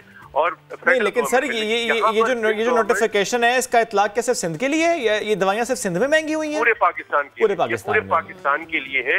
लेकिन देखिए, जो सियासी तौर पे जो सिस्टम है वो ये है कि सिंध में जो है वो फेडरल गवर्नमेंट की हुकूमत नहीं है, जिसकी वजह से वो अपोजिशन होती रहती है। लेकिन दैट इज द रीजन के रिएक्शन आया, बट इस पर होगा कुछ नहीं। लेकिन डॉक्टर साहब मुझे प्लीज ये बताइएगा कि नॉर्मली यही प्रैक्टिस, आपने खुद भी कहा कि ये तो बाकायदा ऐलान हुए, वरना नॉर्मली ऐलान भी नहीं होता। बजट जब आता है उस वक्त हमें मालूम होता है अच्छा इतनी महंगाई हो गई, ये चीज इतने फीसद महंगी हो गई, बजट भी अभी नहीं आया, फिर ये दवाएं महंगी। ये रूटीन है या ये शाज़ो नादिर ही ऐसा होता है? नहीं जी, ये रूटीन है। ये देखिए, बहुत सारी चीजें ऐसी हैं कि जो आप बजट का लफ्ज यूज कर रहे हैं, ये तो जून के अंदर हर आदमी मेंटली तौर से प्रिपेयर्ड होता है कि बजट आने वाला। लेकिन उसके बजट आने के फौरन बाद ही जो है वो बहुत सारे मिनी बजट आते हैं, बहुत सारे हिडन बजट आते हैं जिसमें आवाम को पता ही नहीं चलता। और फिर टैक्स पे टैक्स, हर चीज आप पाकिस्तान में। और ये इसको समझने के लिए डॉक्टर साहब, अगर हम सिर्फ 2-2.5 साल पहले दवाई की कीमत देख लें और आज देखें तो समझ आ जाएगा कि कितनी महंगाई हुई है, ये दवाएं कितनी महंगी हुई हैं। लेकिन एक बात और बताइएगा, एक दवा तो सस्ती भी हुई है, एक इंजेक्शन सस्ता भी किया है, वो है कोरोना पेशेंट्स को लगने वाला इंजेक्शन। देखिए, बात सारी है कि अब तो कोरोना का खुद हुकूमत कह रही है कि अल्हम्दुलिल्लाह हम उन 7 ममालिक में शामिल है जहाँ पे कंट्रोल किया गया है। यानी वो इसलिए सस्ती हो गई है कि अब उनकी खपत कम हो गई है।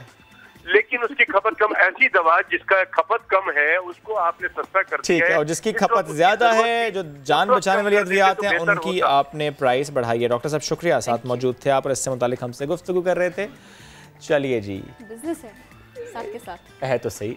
ये तिजोरी किसकी है ये तो हमें मालूम नहीं है, लेकिन जो तिजोरी खोलेगा ये तिजोरी में बड़ा माल उसका हो जाएगा। आप परेशान, यहाँ कोई तिजोरी नहीं है भैया, दिखाइए अपने पास तिजोरी, दिखाइए कि किस तिजोरी की हम बात करें, क्योंकि अगर तिजोरी में कुछ है और आप ये तिजोरी खोल लेते हैं, कामयाब हो जाते हैं, तो उस तिजोरी में पड़ा माल वो माल हो सकता है कोई माल डंगर हो। भाई इंटरनेट पर यही तूफान है। वैसे आपने मुझे ना वो पुराने जो कमर्शियल्स होते थे ना की याद दिला दी। वो लाइन आपको याद है, नाम लेकर तलब करें। जी जी बिल्कुल याद है। आपने तिजोरी ऐसे ही तलब किया। तिजोरी मैंने आज ऐसी तलब की है। आई विश कि तिजोरी मेरे सामने होती, मैं भी कोशिश करता इसे खोलने के लिए और शायद कुछ अंदर से बहुत अच्छा मिल जाता मुझे। हीरे जवाहरात के बाद जाते। हाँ, खेत में खुदाई के बाद ये मिली है। अब देखिए कि इसमें से निकलता क्या है, कितना फायदेमंद रहता है। ये तो मालूम है खोदा किसने, लेकिन दफनाया किसने था ये मालूम नहीं है। ये मालूम नहीं, मिस्ट्री इसीलिए है, मिस्ट्री यही है इस सबकी। जल्दी से आगे बढ़े, एक और खबर दें जनाब। एक और लाइन होती है इश्तिहारात की, फला फला चीज बराए फरोख्त, डायनासोर बराए फरोख्त। कितने का है जनाब? इसकी कीमत है सिर्फ और सिर्फ $80 लाख, यानी कि 133 करोड़ पाकिस्तानी। ये सिर्फ कलम हटा दें, किरण ये बहुत महंगा है। कभी कभी कर देना चाहिए ऐसे भी ना, कम से कम वाली बात कर देनी चाहिए। ये न्यूयॉर्क के नीलाम घर में डायनासोर का एक ढांचा है जिसे फरोख्त के लिए रखा गया है। 6.5 करोड़ साल पहले पाए जाने वाले एक खूंखार, खतरनाक, लंबे तड़ंगे डायनासोर का ये है ढांचा। इसकी कीमत मैंने आपको बता दी। अब ये कितना गजबनाक हुआ करता था, इस सब के लिए फ्लैशबैक में जाने की जरूरत नहीं, वापस आ जाएं। एक मौजू है हमारे पास आपको और बताने के लिए। क्या बात है, बहुत अच्छा मौजू है। लेकिन उस अच्छे मौजू पर जाने से पहले एक बार फिर आपको चीन लेकर चलते हैं। चलिए, एक ऐसा फार्म हाउस है, चलो चीन को चलो। और वहां पर खबर ये है, एक ऐसा फार्म हाउस है जहां लाखों करोड़ों नहीं बल्कि 1 अरब के लगभग कॉकरोच हैं। नहीं, यस, 1 अरब कॉकरोचेस। इस फार्म हाउस में 60 कमरे हैं और हर कमरे में 2 करोड़ लाल बेग रहते हैं। क्या आप जानना चाहेंगे किरण? गिने, मैं ये जानना चाहूंगी। क्या जाना तो नहीं है यहाँ पे। गिने नहीं है किरण, तखमीना हो सकता है, तखमीना कि इस एरिया में इस वक्त इतने कॉकरोच हो सकते हैं। इस अच्छा किरण ये है क्यों, ये तो पूछिए। अच्छा क्यों है, चलिए पहले आप ये बताएं। कुकड़ियां नू पांडे ने है जी, मुर्गियों को डालते हैं। अच्छा ठीक है, खुद नहीं खाते। वो कहते हैं हाईएस्ट सोर्स ऑफ प्रोटीन है, तो एज फीड वो मुर्गियों को डालते हैं। अच्छा, पहले हमने ये सुना था कि वो दरिया के किनारे बैठकर लहरें नहीं गिनी जा सकती। अब मैं कॉकरोचेस के मामले में तो नहीं कह सकती, बिल्कुल नहीं कि बराबर में या दूर बैठकर और फासले पे बैठकर इन्हें गिना जा सकता है कि नहीं। ऐसे किरण, ये कुकड़ जो है ना, इरिटेशन शुरू हो चुकी है। कुकड़ बड़े कमाल के हैं, प्लीज वापस आओ। लेकिन एक खाते कॉकरोच हैं। थोड़ा सा आगे बढ़ते हैं, एक ऐसी कहानी की तरफ चलते हैं जिसका आगाज समा टीवी से हुआ। बिल्कुल हुआ। मैं आपको थोड़ा सा माजी में लेकर जाती हूँ। समा की काविश थी, सुबह सवेरे समा के साथ। ये हम कोशिश करते थे इसमें कि कोई प्रोग्राम, इस प्रोग्राम के थ्रू आपके सामने मामलात लेकर आए, उनको हाईलाइट करें, हेल्प अगर हो सकती है, सपोर्ट अगर मिल सकती है तो वो हो जाए। आज हमारे सामने उस कोशिश का समर है। सफ़ा और मरवा का नाम सर जुड़ी बच्चियों के नाम से मशहूर था, ये था। और अब क्या है, अब इन्हें हम कहते हैं सफ़ा और मरवा, क्योंकि अब मामला बहुत बेहतर। लेकिन कहानी जहां से शुरू हुई, यानी रिपोर्टर का रिपोर्ट करना और उसके बाद फिर पैनलिस्ट का आना और इस मामले को इस तरह से हाईलाइट करना कि फिर इसने तवज्जो हासिल की, फिर वो इलाज की गर्ज से बाहर गई। इस कहानी को ज़रा आपके सामने हम रखते हैं। आपने बहुत सारे ऐसे बच्चे देखे होंगे जिनके हैं वो साथ जुड़े होते हैं, और अक्सर ऐसा होता है कि हाथ साथ जुड़े होते हैं, ऑपरेशन होते हैं, वो हो जाते हैं। 2 जुड़वा बच्चियां हैं जिनके सर जुड़े हुए हैं। मासूम प्यारी बच्चियां, छोटी उनकी बच्चियां जो अपने वालिद की वफ़ात की भी, क्योंकि 2.5 महीने बाद पैदा हुए, इनके वालिद साहब को हार्ट अटैक हुआ। सफ़ा और मरवा, आप नाम देखें किस कदर खूबसूरत हैं कि इसमें दोनों बच्चियों के सर यहाँ से जुड़े हुए हैं। किसी तरह से भी इनकी ज़िंदगी को बेहतर बनाया जाए, इनको जीने का वो हक दिया जाए जो ये इनका है। हम सबको चाहिए कि हम कुछ नहीं कर सकते तो इनके लिए दुआ जरूर करें। जितने भी लोग देख रहे हैं, और अगर वो अपनी तरफ से 1-1 रुपया भी दे देना या 2 रुपया भी दे दें, या जो मुखैर ज़्यादा वो 100 रुपये भी दे दें, तो इन बच्चियों का इलाज बहुत आसानी से हो जाएगा। हम आज अफसोस कर रहे हैं और हैरत तो कर रहे हैं और हो रहे हैं। आप ये सोचें कि इनका 1-1 घंटा बहुत कीमती है, 1-1 दिन, 1-1 महीना, 1-1 साल। क्यों? क्योंकि इनका वेट बढ़ता जाएगा, इनका साइज बढ़ता जाएगा। आज तो इन 2 बच्चियों को 2 लोग उठा रहे हैं, पैम्पर बांध सकते हैं, फिर क्या करेंगे? कम से कम 5-6 लोग होंगे जो इन 2 को एक साथ उठाएंगे। जो दादा हैं, इनके मामू हैं, वो ही इनकी निगहदाश्त करते हैं, इनकी देखभाल कर रहे हैं। और वो जो इनके बहन भाई हैं वो रोज़ दुआ करते हैं अपनी बहनों के लिए, क्योंकि वो अपनी बहनों के साथ खेलना चाहते हैं उनके साथ, क्योंकि इस उम्र में यहाँ जब ये गाँव के बच्चे होते हैं वो खेलते कूदते हैं, क्रॉलिंग करते हैं और उनकी गोद में होते हैं और लगे रहते हैं। लेकिन वो अब इन दोनों बच्चियों का सिर्फ एक चारपाई ही रह गई है और इसी चारपाई पर वो लगे रहते हैं। अगर उनको थकावट होती है तो उनको उठा लिया जाता है। मैं 1600 रुपये देना चाहता हूँ, मतलब मैं इस दिल से दे रहा हूँ कि अल्लाह अपने रिज़्क़ के सदक़े में मुझे दे, तो मैं 16 करोड़ मैं बोलूँ ही नहीं किसी से कि किसी और से मैं ही दे दूँ। बताया सरबत से हम इंशाल्लाह 30,000 रुपया डोनेट करता हूँ मैं। बहुत शुक्रिया, बहुत शुक्रिया सर, बहुत शुक्रिया। शादाबाद रहें। एक और कॉलर साथ हैं। अस्सलाम वालेकुम जी। जी वालेकुम अस्सलाम बेटा। जी कौन सा आप बात कर रहे हैं? इसी तरह कॉल्स आती गई और इसी तरह लोग मदद करते गए, ना सिर्फ मदद की बल्कि दुआएं भी की। और किरण 2018 और आज क्या है 2020, और आज खबर ये है कि एयरपोर्ट पर इस वक्त वो पहुंच चुके हैं। इस्लामाबाद इंटरनेशनल एयरपोर्ट पहुंच चुकी हैं सफ़ा और मरवा। तो चलते हैं अपने नुमाइंदे शहजाद अली की जानिब। शहजाद, बहुत बड़ा दिन है आज, बहुत खूबसूरत दिन है आज। कैसा नया दिन है आज सफ़ा और मरवा आज पाकिस्तान के लिए? यस प्लीज़ शेयर कीजिए, वहाँ का माहौल कैसा है? जी शुएब, बिल्कुल समा टीवी की काफियों और बेहतरीन कवरेज रंग ले आई है। वाकई आज सफा और मरवा की जिंदगी के लिए एक नया दिन है और एक बड़ा दिन है, जब एक ऐसा इलाज जिसको शायद नामुमकिन उस वक्त करार दिया जा रहा था, उस इलाज के बाद आज दोनों बच्चियां जो 2 साल बाद जो है वो इस्लामाबाद पहुंच चुकी हैं। सफा और मरवा अब से थोड़ी देर कबल इस्लामाबाद एयरपोर्ट पर पहुंची हैं। परवाज BA21 के जरिए दोनों बच्चियां थोड़ी देर कबल इस्लामाबाद पहुंची हैं। अगस्त 2018 में ये दोनों बच्चियां पाकिस्तान से बरतानिया इलाज के लिए गई थी। एयरपोर्ट पर बच्चियों के खानदान के लोग मौजूद थे, उनके चचा मामू वगैरह और दीगर जो फैमिली मेंबरान है वो भी काफी खुश नजर आ रहे। ये मैं जो देख रही हूँ अभी शहजाद, खुशी के आंसू भी हैं। एक तो इत्मीनान है कि बच्चियां आ गई, सेहत के साथ वापस आ गई, माशाल्लाह माशाल्लाह।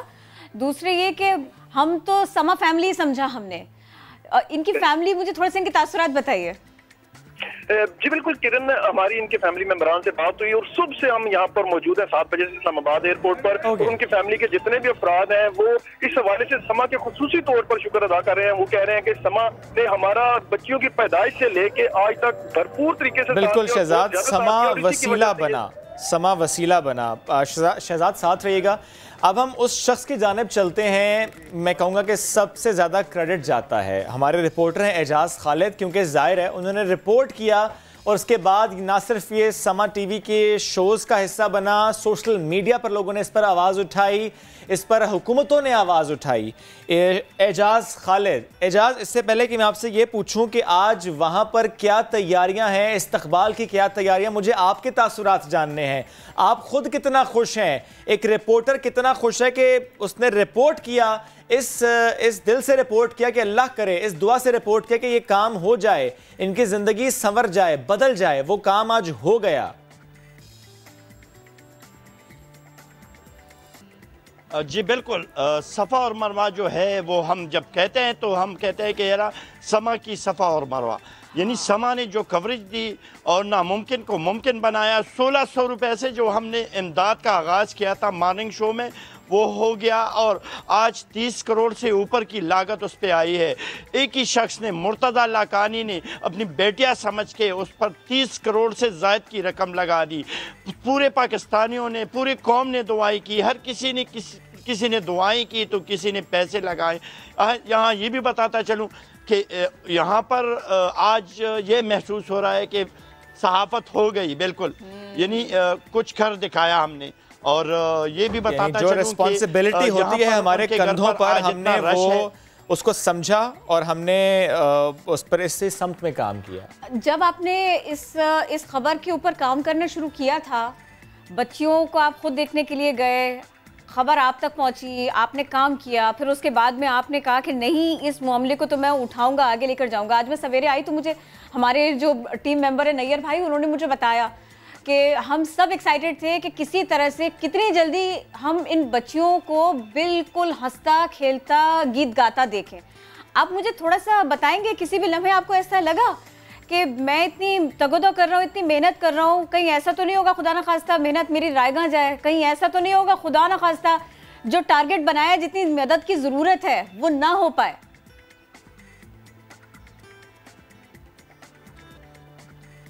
नहीं, मैंने जब 16 करोड़ रुपए की वो सुना और हुकूमतें नाकाम हो गई, उस वक्त की जो हुकूमत थी नवाज शरीफ साहब की, वादा किया फिर मुकर गए, फिर मरियम नवाज ने मुझसे राबिता किया फिर मुकर गई, फिर परवेज खटक साहब आए तो उनसे मैंने लाइव यही पूछा अगर किसी ने भी ना किया तो फिर कौन करेगा, तो उसने कहा किसी ने नहीं किया तो मैं करूँगा। आज हमारी जो हिम्मत थी, हिम्मत नहीं हारी, समा ने मुझे पूरी कवरेज के लिए मौका दिया, बड़ी स्क्रीन दी, इसी वजह से ये नामुमकिन मुमकिन हुआ। एजाज, हमें महसूस हो रहा है आपकी आवाज़ से और हमें महसूस हो रहा है कि आपकी आंखें आज नम हैं, क्योंकि ऐसे कई लम्हात गुजरे आप पर जब आपको महसूस हुआ कि बेहिसी है। क्योंकि अगर पॉलिटिशियंस आपसे कहें कि वादा भी करें कि मदद करेंगे, मदद ना करें, तो वो लम्हात याद करके ज़ाहिर आंखों में आंसू आ जाते हैं। ये जो आपका जो थोड़ा सा रिएक्शन है ना, आप पता नहीं कैसे जब्त कर गए। यहाँ कराची में बैठ के उन बच्चियों की वीडियो देखकर मैं भी रोई हूँ, टीम भी रोई है। यहाँ कोई आंसू पी के काम नहीं कर सका है, रोना आया ही आया है। मैं चाहती हूँ कि आप अपना काम जिम्मेदारी के साथ कर रहे हैं, लेकिन एजाज एक इंसान अंदर से कितना दुखा ये सब कुछ देखकर, प्लीज शेयर कीजिए।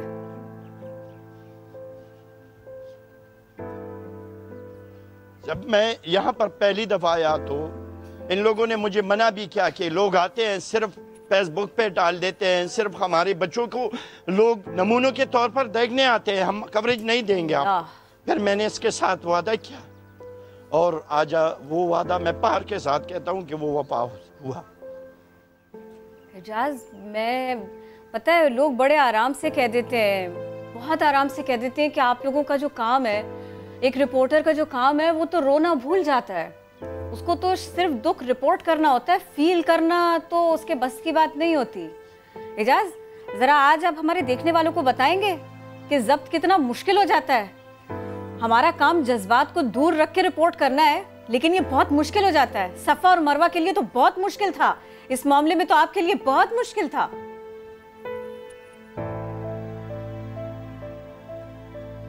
जी बिल्कुल किरण, देखना कैमरे की नजर से अलग होता है। जब आप सामने उनको देखते थे ना तो रोना होता था, दिल रोता था उस वक्त कि यार ये बड़ी होके क्या करेगी, इसके लिए तो कपड़े पहनना भी मुश्किल होता है, इसके जो ज़रूरत होती है पेशाब वगैरह की, फिर वो क्या करेंगे जब ये बड़ी होंगी।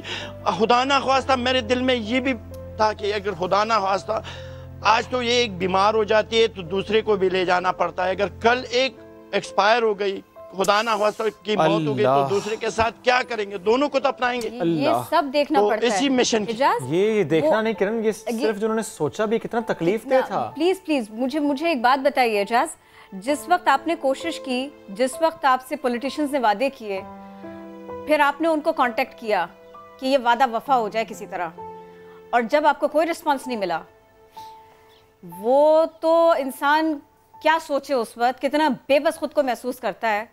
वो जब एक वादा झूठा हो उसको झेलना कैसे पड़ता है, ये कितने दुख की बात होती है एजाज, ये बताइए हमें। जी बिल्कुल, वादे कई हुए, वफा ना हुए, लेकिन मैंने हिम्मत नहीं हारी। सारम जो है, सारम बन्नी भाई, वो यहाँ आए थे मेरे पास और मैंने और उसने एक बात की थी, अगर कोई भी ना कर सका, हुकूमतें ना कर सकी, कोई भी ना कर सका, तो हम 1-1 रुपए पाकिस्तानियों से लेंगे और 21 करोड़ रुपए जमा करेंगे। तो आज और पेशावर से कराची तक जो चंदा इकट्ठा करेंगे, भीख मांगेंगे और अपने आप को अवाम का आदमी, अवाम की रहनुमा, अवाम का रहनुमा कहते रहे। मैं जरा ये तस्वीर उनके सामने रखना चाहती हूँ। ये उनके झूठे वादों के साथ, उनकी तसल्लियों के साथ हकीकत है।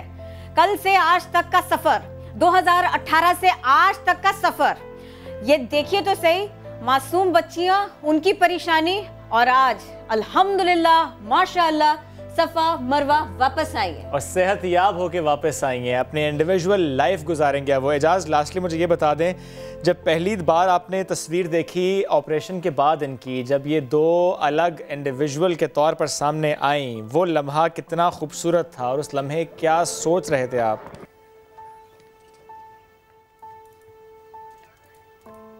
मैंने उसी वक्त जब इनका जो एक ऑपरेशन पहला हुआ, 5 ऑपरेशन टोटल इसकी हुई, तो पहला तकरीबन 19 घंटे का था, दूसरा जो था कोई 28-24 घंटे का था। पूरी रात मैं नहीं सोया हूँ। लंदन में जब ऑपरेशन इसका शुरू होता था तो रात होती थी, और जब रात के वक्त इनका ऑपरेशन इतना खतरनाक था कि डॉक्टर्स कहते थे कि 0% चांसेस। तो फिर उस रात नफाफिल भी होती थी, दुआएं भी होती थी, और ये दुआएं रंग लाई हैं, आपकी मेहनत भी और आपकी दुआएं भी ये रंग लाई हैं। ये जीत है मेहनत की, इंसानी जज्बे की, प्रोफेशनलिज्म की, और कुछ कर दिखाने की, और कुछ ठान लें तो फिर उसको कर देने की पूरा। आपका रुंधा हुआ लहजा आज यकीन कीजिए हर आंसू खुशी का आंसू बन चुका है। जास बहुत शुक्रिया, आप हमारे साथ थे। यकीन कीजिए मेरा दिल नहीं चाहता कि स्क्रीन से हटे। क्यों नहीं दिल चाहता? क्योंकि इसके ऊपर पूरी मेहनत है, इसके ऊपर आंसू हैं, इसके ऊपर उम्मीदें हैं, नवाफिल हैं, दुआएं हैं हर पाकिस्तानी की। और ये तस्वीर शायद एक तमाचा ऐसे लोगों के लिए जिन्होंने कुछ नहीं किया, सिर्फ और सिर्फ फोटो सेशन पर तवज्जो दी। बहरहाल हम ट्राई करेंगे, क्या करेंगे ट्राई, कि हम मजीद खबरें भी सामने लाएंगे। और ये एक एग्जाम्पल है कि जब टीम वर्क होता है तो वो फिर नजर आता है। ब्रेक लेते हैं, वापस आते हैं।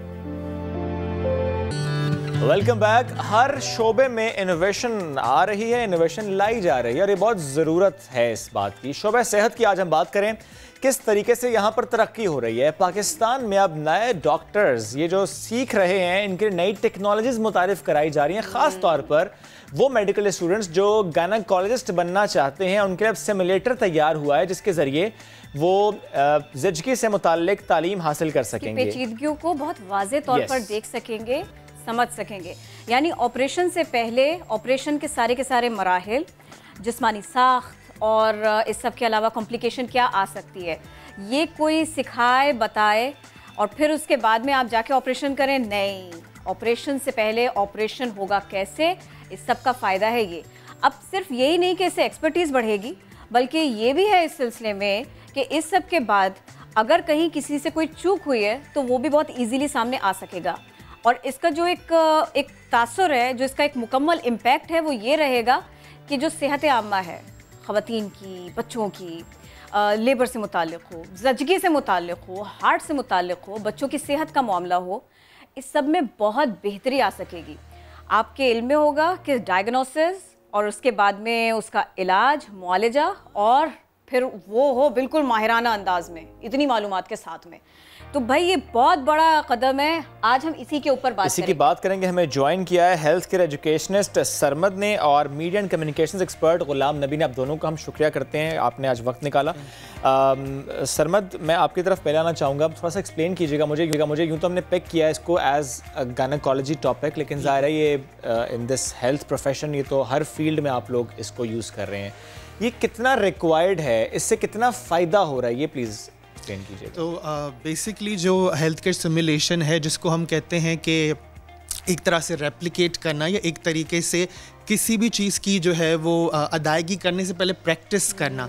तो ये सिर्फ तिब के शोबे में नहीं है। अगर आप देखें एयरलाइन में अगर आप जाते हैं तो जहाज़ उड़ाने से पहले प्रैक्टिस होती है। अगर आपको कोई और टेक्निक सीखनी है तो उसके लिए भी आप प्रैक्टिस करते हैं। तो तिब के शोबे में जिस तरह से आपने कहा कि रिस्क बहुत ज़्यादा होता है, क्योंकि आप किसी भी इंसान की जान को ख़तरे में नहीं डाल सकते हैं। तो इसके लिए अगर आप पहले से ही प्रैक्टिस करके जाते हैं, जिस तरह से हेल्थ केयर सिमुलेशन का कॉन्सेप्ट है, यानी कि आपके पास डिफरेंट किस्म के लेवल, जो कि एक आम लेवल से लेकर हकीकत पसंदाना लेवल तक है, उसमें प्रैक्टिस करके आप अपने हॉस्पिटल्स या दूसरे एरियाज़ में, स्पेसिफिकली कम्युनिटी में भी जा सकते हैं। बिल्कुल बेहतरीन। और मुझे साथ में ये भी बता दीजिएगा, अभी थोड़ा सा जब हम लोग इसकी तैयारी कर रहे थे, ये एक पेशेंट के लिए कितना इम्पोर्टेंट है, ये उसके लिए कितनी अच्छी खबर है? पेशेंट के लिए या मरीज़ के लिए ये बहुत ज़्यादा मेरे ख्याल से, और आई थिंक तहकीक भी इसका साथ देती है कि जितने भी तालिब इल्म, चाहे वो नर्सिंग से उनका ताल्लुक हो, चाहे उनका मेडिसिन से ताल्लुक हो, या वो जो प्रोफेशनल्स भी हैं, ना सिर्फ तालिब इल्म बल्कि जो लोग इस वक्त काम भी कर रहे हैं, वो भी अगर प्रैक्टिस करके वहाँ पर जाते हैं किसी भी सेटिंग्स में जहाँ पे मरीज़ है, तो उनके लिए खुशी की खबर है, क्योंकि उनकी जो क्वालिटी है वो काम करने की, वो बहुत ज़्यादा बेहतर होगी और रिस्क कम होगा, कर सकेंगे। बिल्कुल। और वो बहुत बेहतर अंदाज में इसको डिलीवर कर पाएंगे डॉक्टर। बिल्कुल। ये जो एक बात होती है ना, एक तो पेशेंट्स की सिक्योरिटी वाली बात, वो एक अच्छी फीलिंग के साथ आए, बिल्कुल बाएतमाद अंदाज में आए, उसका भरोसा भी हो, डॉक्टर का भी एक कॉन्फिडेंस हो, ये भी बहुत ज़रूरी है। ये इससे हम भरपूर फ़ायदा उठाएं। आप इसके ऊपर ख़ास तौर पर काम कर रहे हैं? अगर हम बात करें हेल्थ केयर सिमुलेशन की, पाकिस्तान में अगर हम अवेयरनेस की बात करें तो बहुत कम है, लोगों में अवेयरनेस नहीं है कि हेल्थ केयर सिमुलेशन होता क्या है और इसका इम्पैक्ट क्या है स्टूडेंट्स की लर्निंग के ऊपर भी और हेल्थ केयर और आउटकम्स के ऊपर भी। तो उसकी अगर हम बात करें तो आई थिंक हमें बहुत ज़्यादा नीड है कि इसकी इतनी ज़्यादा हम क्रिएट कर सकें तो ज़्यादा बेहतर है हमारी सोसाइटी के लिए, बिकॉज डेफिनेटली इसका इम्पैक्ट स्टूडेंट्स की लर्निंग के ऊपर भी है, क्योंकि जाहिर सी बात है। और there is a gap between practical और थ्योरी। सो थ्योरी से जब प्रैक्टिकल की तरफ आता है एक स्टूडेंट तो उसमें there is a big gap. So this is where simulation comes in, और वहाँ पे ये सिमुलेशन का रोल आता है कि वो जो गैप है किस तरह से बंद किया जाए, फिल इन कर। लेकिन मुझे ये बताएं कि इससे ये मामला क्या ख़त्म हो जाएगा जो डेड बॉडीज़ पर प्रैक्टिस करने का मामला होता था? सो अनफॉर्चुनेटली ये प्रैक्टिस तो आई थिंक कंटिन्यू शायद रहेगी, लेकिन जाहिर सी बात है टेक्नोलॉजी की भी एक लिमिट है। और अब आहिस्ता आहिस्ता वो चीज़ें ख़त्म हो रही हैं, और आहिस्ता आहिस्ता जिस तरह से टेक्नोलॉजी बढ़ती जा रही है और सब चीज़ें जदीद होते जा रही हैं, तो अब हमारे जो स्टूडेंट्स हैं और हेल्थ प्रोफेशनल्स हैं, they are now practising on we can say robots or simulators or simulation before going to the actual patient areas. But ये जो practice है on simulators ये कितनी duration का होता है? I think शोएब जिस तरह से आप कह रहे हैं कि ये पुरानी practices अभी common हैं कि नहीं, तो I think जहाँ तक, क्योंकि मैं खुद भी सेंटर फॉर इनोवेशन से बतौर तालिब इल्म तरबियत लेते हुए फिर वहाँ पे काम करने के लिए गया हूँ, तो आई थिंक वो जो प्रैक्टिसेस थी वो काफ़ी हद तक ऑब्सोलीट हो गई हैं, पुरानी हो चुकी हैं। और हम बतौर एक सेंटर दूसरे इदारों को भी पाकिस्तान के अंदर जो है वो मदद फराहम कर रहे हैं कि वो सिमुलेटेड बेस्ड प्रैक्टिसेस को वहाँ पर लेके जाएं, ताकि जितनी भी जो रिस्की मराइल हैं, पेशेंट से सेफ्टी के मराइल हैं, पेशेंट सेफ्टी से रिलेटेड चीज़ें हैं, वो इम्प्रूव हों। और जिस तरह से अभी आपने पूछा, तो मैं आपको बताऊं कि न सिर्फ बेसिक मैनिक्विन्स जिनको हम आम ज़बान में डमी कहते हैं उसके ऊपर प्रैक्टिस सेशन सिर्फ नहीं होते, बल्कि हमारे पास हाई फिडिलिटी मैनिक्विन्स भी हैं, यानी जिसे हम कहते हैं कि जो कि रियलिटी से करीब हैं, बिल्कुल हकीकत पसंदाना माहौल के रिलेटेड हैं। और न सिर्फ उसमें आपके पास एक मरीज़ का माहौल है, बल्कि जितने भी आलात इस्तेमाल होते हैं, जितने भी पैरामीटर्स इस्तेमाल होते हैं, जितनी भी चीज़ों की ज़रूरत होती है, वो बिल्कुल रियल तौर पे मौजूद होते हैं। मतलब कॉम्प्लिकेशन पर जाने से पहले आपको बॉडी के बारे में ज़्यादा जानने को मिलता है, प्रैक्टिस करने को ज़्यादा मिलता है। बिल्कुल ठीक है, ये तो आपने हमें अच्छा बता दिया। चलिए आगे जैसे जैसे इसमें डेवलपमेंट्स होती हैं तो हम ज़रूर आपसे वो डेवलपमेंट ज़रूरी बहुत है। बिल्कुल बहुत ज़रूरी है। अच्छा, इसमें मैं एक और एड ऑन कर दूं चीज़ें कि जैसे आगा खान यूनिवर्सिटी के अंदर जो ये सेंटर है CIME, centre for innovation in medical education, मैं थोड़ा सा इसके बारे में बोलूँ कि this is the first in south Asia, ठीक है, जो कि इंटरनेशनल एक्रीडिटेशन इसने ली है इन सिमुलेशन एजुकेशन। और अभी ये भी हमारी फैलाना भी चाहते हैं, और वही चीज़ हम आगे देना भी चाहते हैं, ट्रेनिंग देना भी चाहते हैं। ये हमारी फ्यूचर की नीड भी है, और फ्यूचर के एरियाज में जहाँ पर हेल्थ पर उस तरीके से काम नहीं हुआ, जैसे कि गांव, गोट, देहात, जी वहाँ पर जाएंगे। हमारा फ्यूचर का प्लान यही है कि हम अक्रॉस द पाकिस्तान जो है ट्रेनिंग प्रोवाइड करें। बहुत ज़रूरी है, बहुत ज़्यादा ज़रूरी होगा। Great, thank you so very much. और एक चीज़ मैं ऐड करता हुआ चलूँ कि जहाँ तक आपने डेवलपमेंट की बात की, तो बहुत ज़्यादा डेवलपमेंट हो चुकी है। सिर्फ ये कि हम बतौर जो है वो डेवलपिंग कंट्री बहुत सारी चीज़ें लेकर नहीं आ पाए, लेकिन वो विद टाइम आएंगी। For example virtual reality, for example अभी कोरोना वायरस, बिल्कुल कोरोना वायरस का टाइम है, बच्चे हॉस्पिटल आके प्रैक्टिस नहीं कर सकते, या बहुत सारी ऐसी किट्स डेवलप हो रही हैं, बहुत अच्छा है। बिल्कुल, तो उसके लिए भी बहुत अच्छा है। और वो जो है वो आपको बहुत सारी ऐसी प्रैक्टिसेस में माइल करता है जो आप घर बैठे भी कर सकते हैं। ठीक है, उसके लिए आपको खुद आने की ज़रूरत भी नहीं है, इजी भी हो जाएगा। बहुत शुक्रिया, सरमन भी साथ मौजूद थे आप, और इससे मुतालिक हम बात करते बढ़ते हैं क्विकली आगे। और ट्रेनिंग इस तरह की बात आज हम करेंगे, फाइटिंग स्किल्स की बात हम करेंगे, स्पेशली फॉर लेडीज। अपने तहफ़्फ़ुज़ के लिए सेल्फ डिफेंस टेक्निक्स कितनी ज़रूरी है, सीखनी चाहिए। हमने लास्ट वीक भी इसकी बात की थी। अरे आपको पता नहीं है, इसमें इंटरेस्ट ख़वातीन का खास तौर पर बढ़ता जा रहा है किरण। लेकिन अभी खबर ये किरण के इस्लामाबाद में मकामी कराची अकेडमी और इस मुश्किल को आसान वो इस तरीके से कर रहे हैं कि ख़वातीन को वो 2 वीक्स का सेल्फ डिफेंस कोर्स बिल्कुल मुफ्त करा रहे हैं। मतलब? अब कौन कौन सी टेक्निक सिखाई जाएंगी किरण? एग्जैक्टली, और आई मीन स्टूडेंट्स आएंगे, बच्चे आएंगे, या वर्किंग वुमेन आएंगी, कौन कौन आ सकते हैं, किस किस के लिए ये अपॉर्चुनिटी है, इस पर आज हम बात करेंगे। अकेडमी इंस्ट्रक्टर इरफान भट्टी साहब ने हमें ज्वाइन किया, he is a black belt himself. बहुत शुक्रिया आपके वक्त का। थोड़ा सा बताइएगा, आगाज़ हो चुका है इस ट्रेनिंग का, और इस ट्रेनिंग में कितने लोग अभी इनरोल हो चुके, कितनी ख़वातीन, कितनी बच्चियां इनरोल हो चुकी हैं? अस्सलाम वालेकुम, बहुत बहुत शुक्रिया आपने मुझे वक्त दिया, मुझे मौका दिया कि मैं लोगों से, बहुत सारे लोगों तक जो है अपना पैगाम को पहुंचा सकूं। जी बिल्कुल, सेल्फ़ डिफेंस कोर्स जो है ये हमारी एकेडमी में ये जारी है और इसमें इस वक्त तो 25 से 30 के करीब लड़कियां और ख़वातीन मुख्तलिफ एज ग्रुप की वो इस कोर्स में हिस्सा ले रही हैं। ओके, मुझे बताएं बेसिक क्या है ये जो सेल्फ डिफेंस की टेक्निक्स आपने सिखानी है? ज़रा 2 वीक्स शॉर्ट टाइम है, मेरे लिए तो बड़ा शॉर्ट टाइम है ये। इसमें जल्दी जल्दी क्विकली आपको सिखाना होगा इन बच्चों को, इन ख़वातीन को। और टाइम कितना लग रहा है इस समय? क्लास कितनी, क्या ड्यूरेशन क्या है उसका? अच्छा, ये 1.5 आवर की क्लास होती है। लेकिन आपने बिल्कुल सही कहा कि 2 वीक बड़ा कम वक्त होता है कोई भी आर्ट सीखने के लिए, लेकिन बेसिकली एक आइडिया फ्लो करना था, लोगों की तवज्जो मबजूल करानी थी कि एक ऐसा फ़न मौजूद है जो अमली तौर पे अगर किसी के साथ कोई ऐसी सूरत हाल पेश आ जाती है तो वो अमली तौर पे बहुत फ़ायदेमंद साबित हो सकता है। ये बिल्कुल बेसिक कोर्स अभी हम फ़िलहाल ऑफ़र किया हमने, और इंशाल्लाह जब ये कोर्स खत्म हो जाएगा तो हम इसको एडवांस लेवल्स पर ले जाएंगे। लेवल 1 है, फिर लेवल 2 और लेवल 3 भी करेंगे। ये जो बेसिक लेवल आपने कहा, ये भी मुझे प्लीज बताइएगा, ये बेसिक लेवल अगर आप कर लेते हैं, ये 2 वीक्स की ट्रेनिंग आपकी हो जाती है, तो क्या आप इतने काबिल हो जाते हैं कि फिर आप किसी भी मुश्किल से, किसी भी सिचुएशन से बआसानी निकल जाते हैं? और वो बेसिक क्या है, स्टार्टिंग फ्रॉम व्हाट, अ पंच और व्हाट? जी बिल्कुल, बेसिकली जो भी स्ट्रीट वायलेंस होता है या इसी तरह कोई वाक़या पेश आता है तो कोई भी आपका जो पोटेंशियल एनिमी है वो 2 तरह से आप पे हमलावर हो सकता है। एक जिसमें वो वेपन्स कैरी कर रहा हो और एक जो खाली हाथ आप पे अटैक करे। तो ये दोनों चीज़ों को हमने इसमें जो बेसिक टेक्निक्स हैं उसमें हम इसको ट्रेन कर रहे हैं, लेकिन बाज़ औक़ात टेक्निक को अप्लाई करने के लिए एक ख़ास स्ट्रेंथ की भी ज़रूरत होती है, ख़ास एनर्जी की भी ज़रूरत होती है।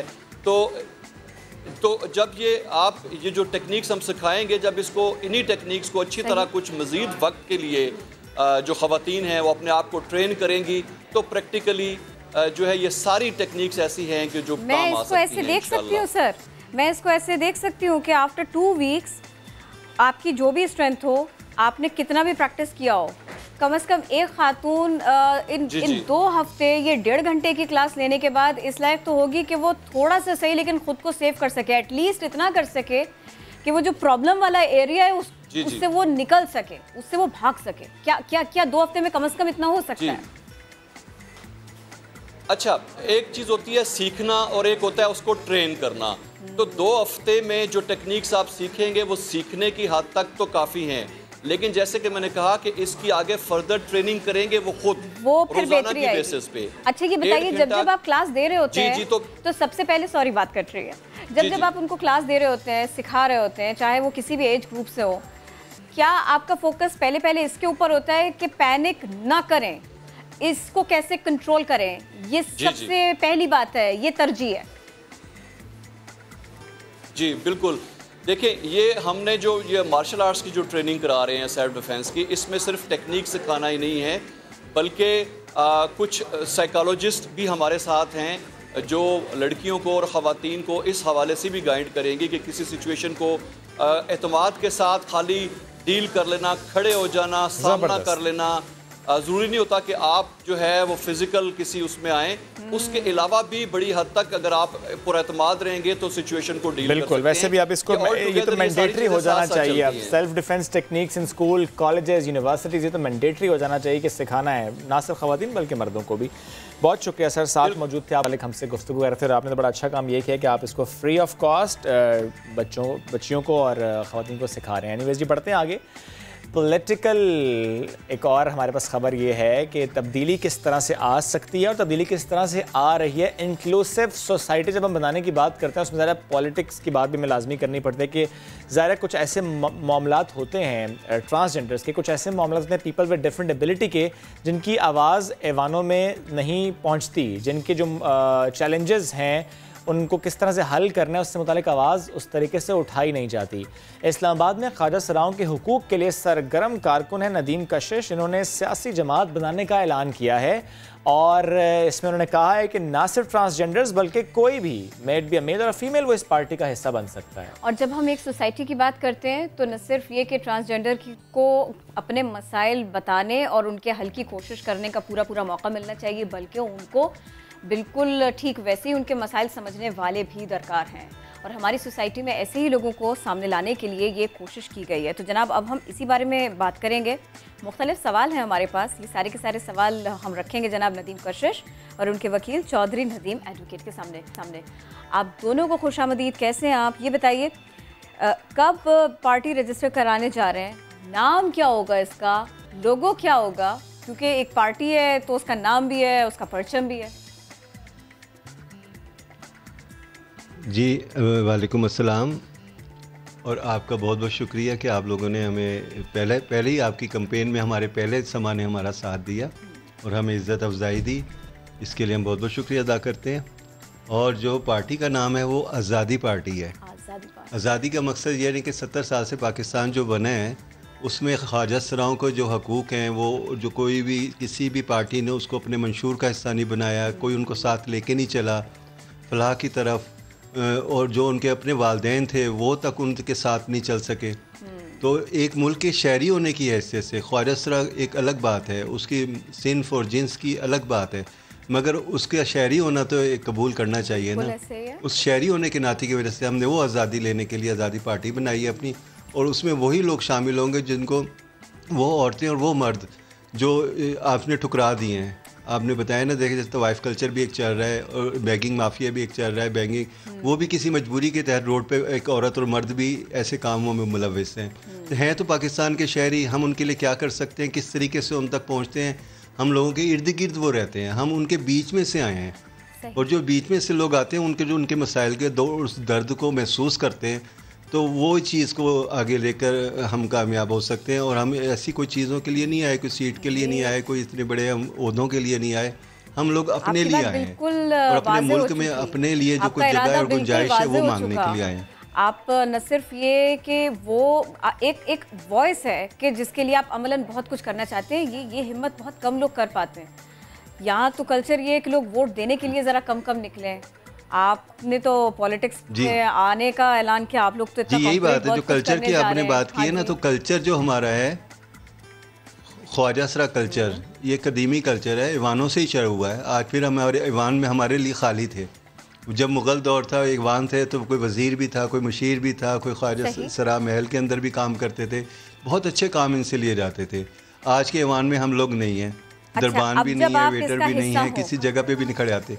ये बहुत दुरुस्त आपने कहा। अब वो बनना चाहते हैं हिस्सा, फिर ही हम शहरी माशरे के साथ खड़े होंगे ना। अब फिर आपको क्या लगता है, अभी कैसा रिस्पांस मिल रहा है, आगे आपको क्या उम्मीद है?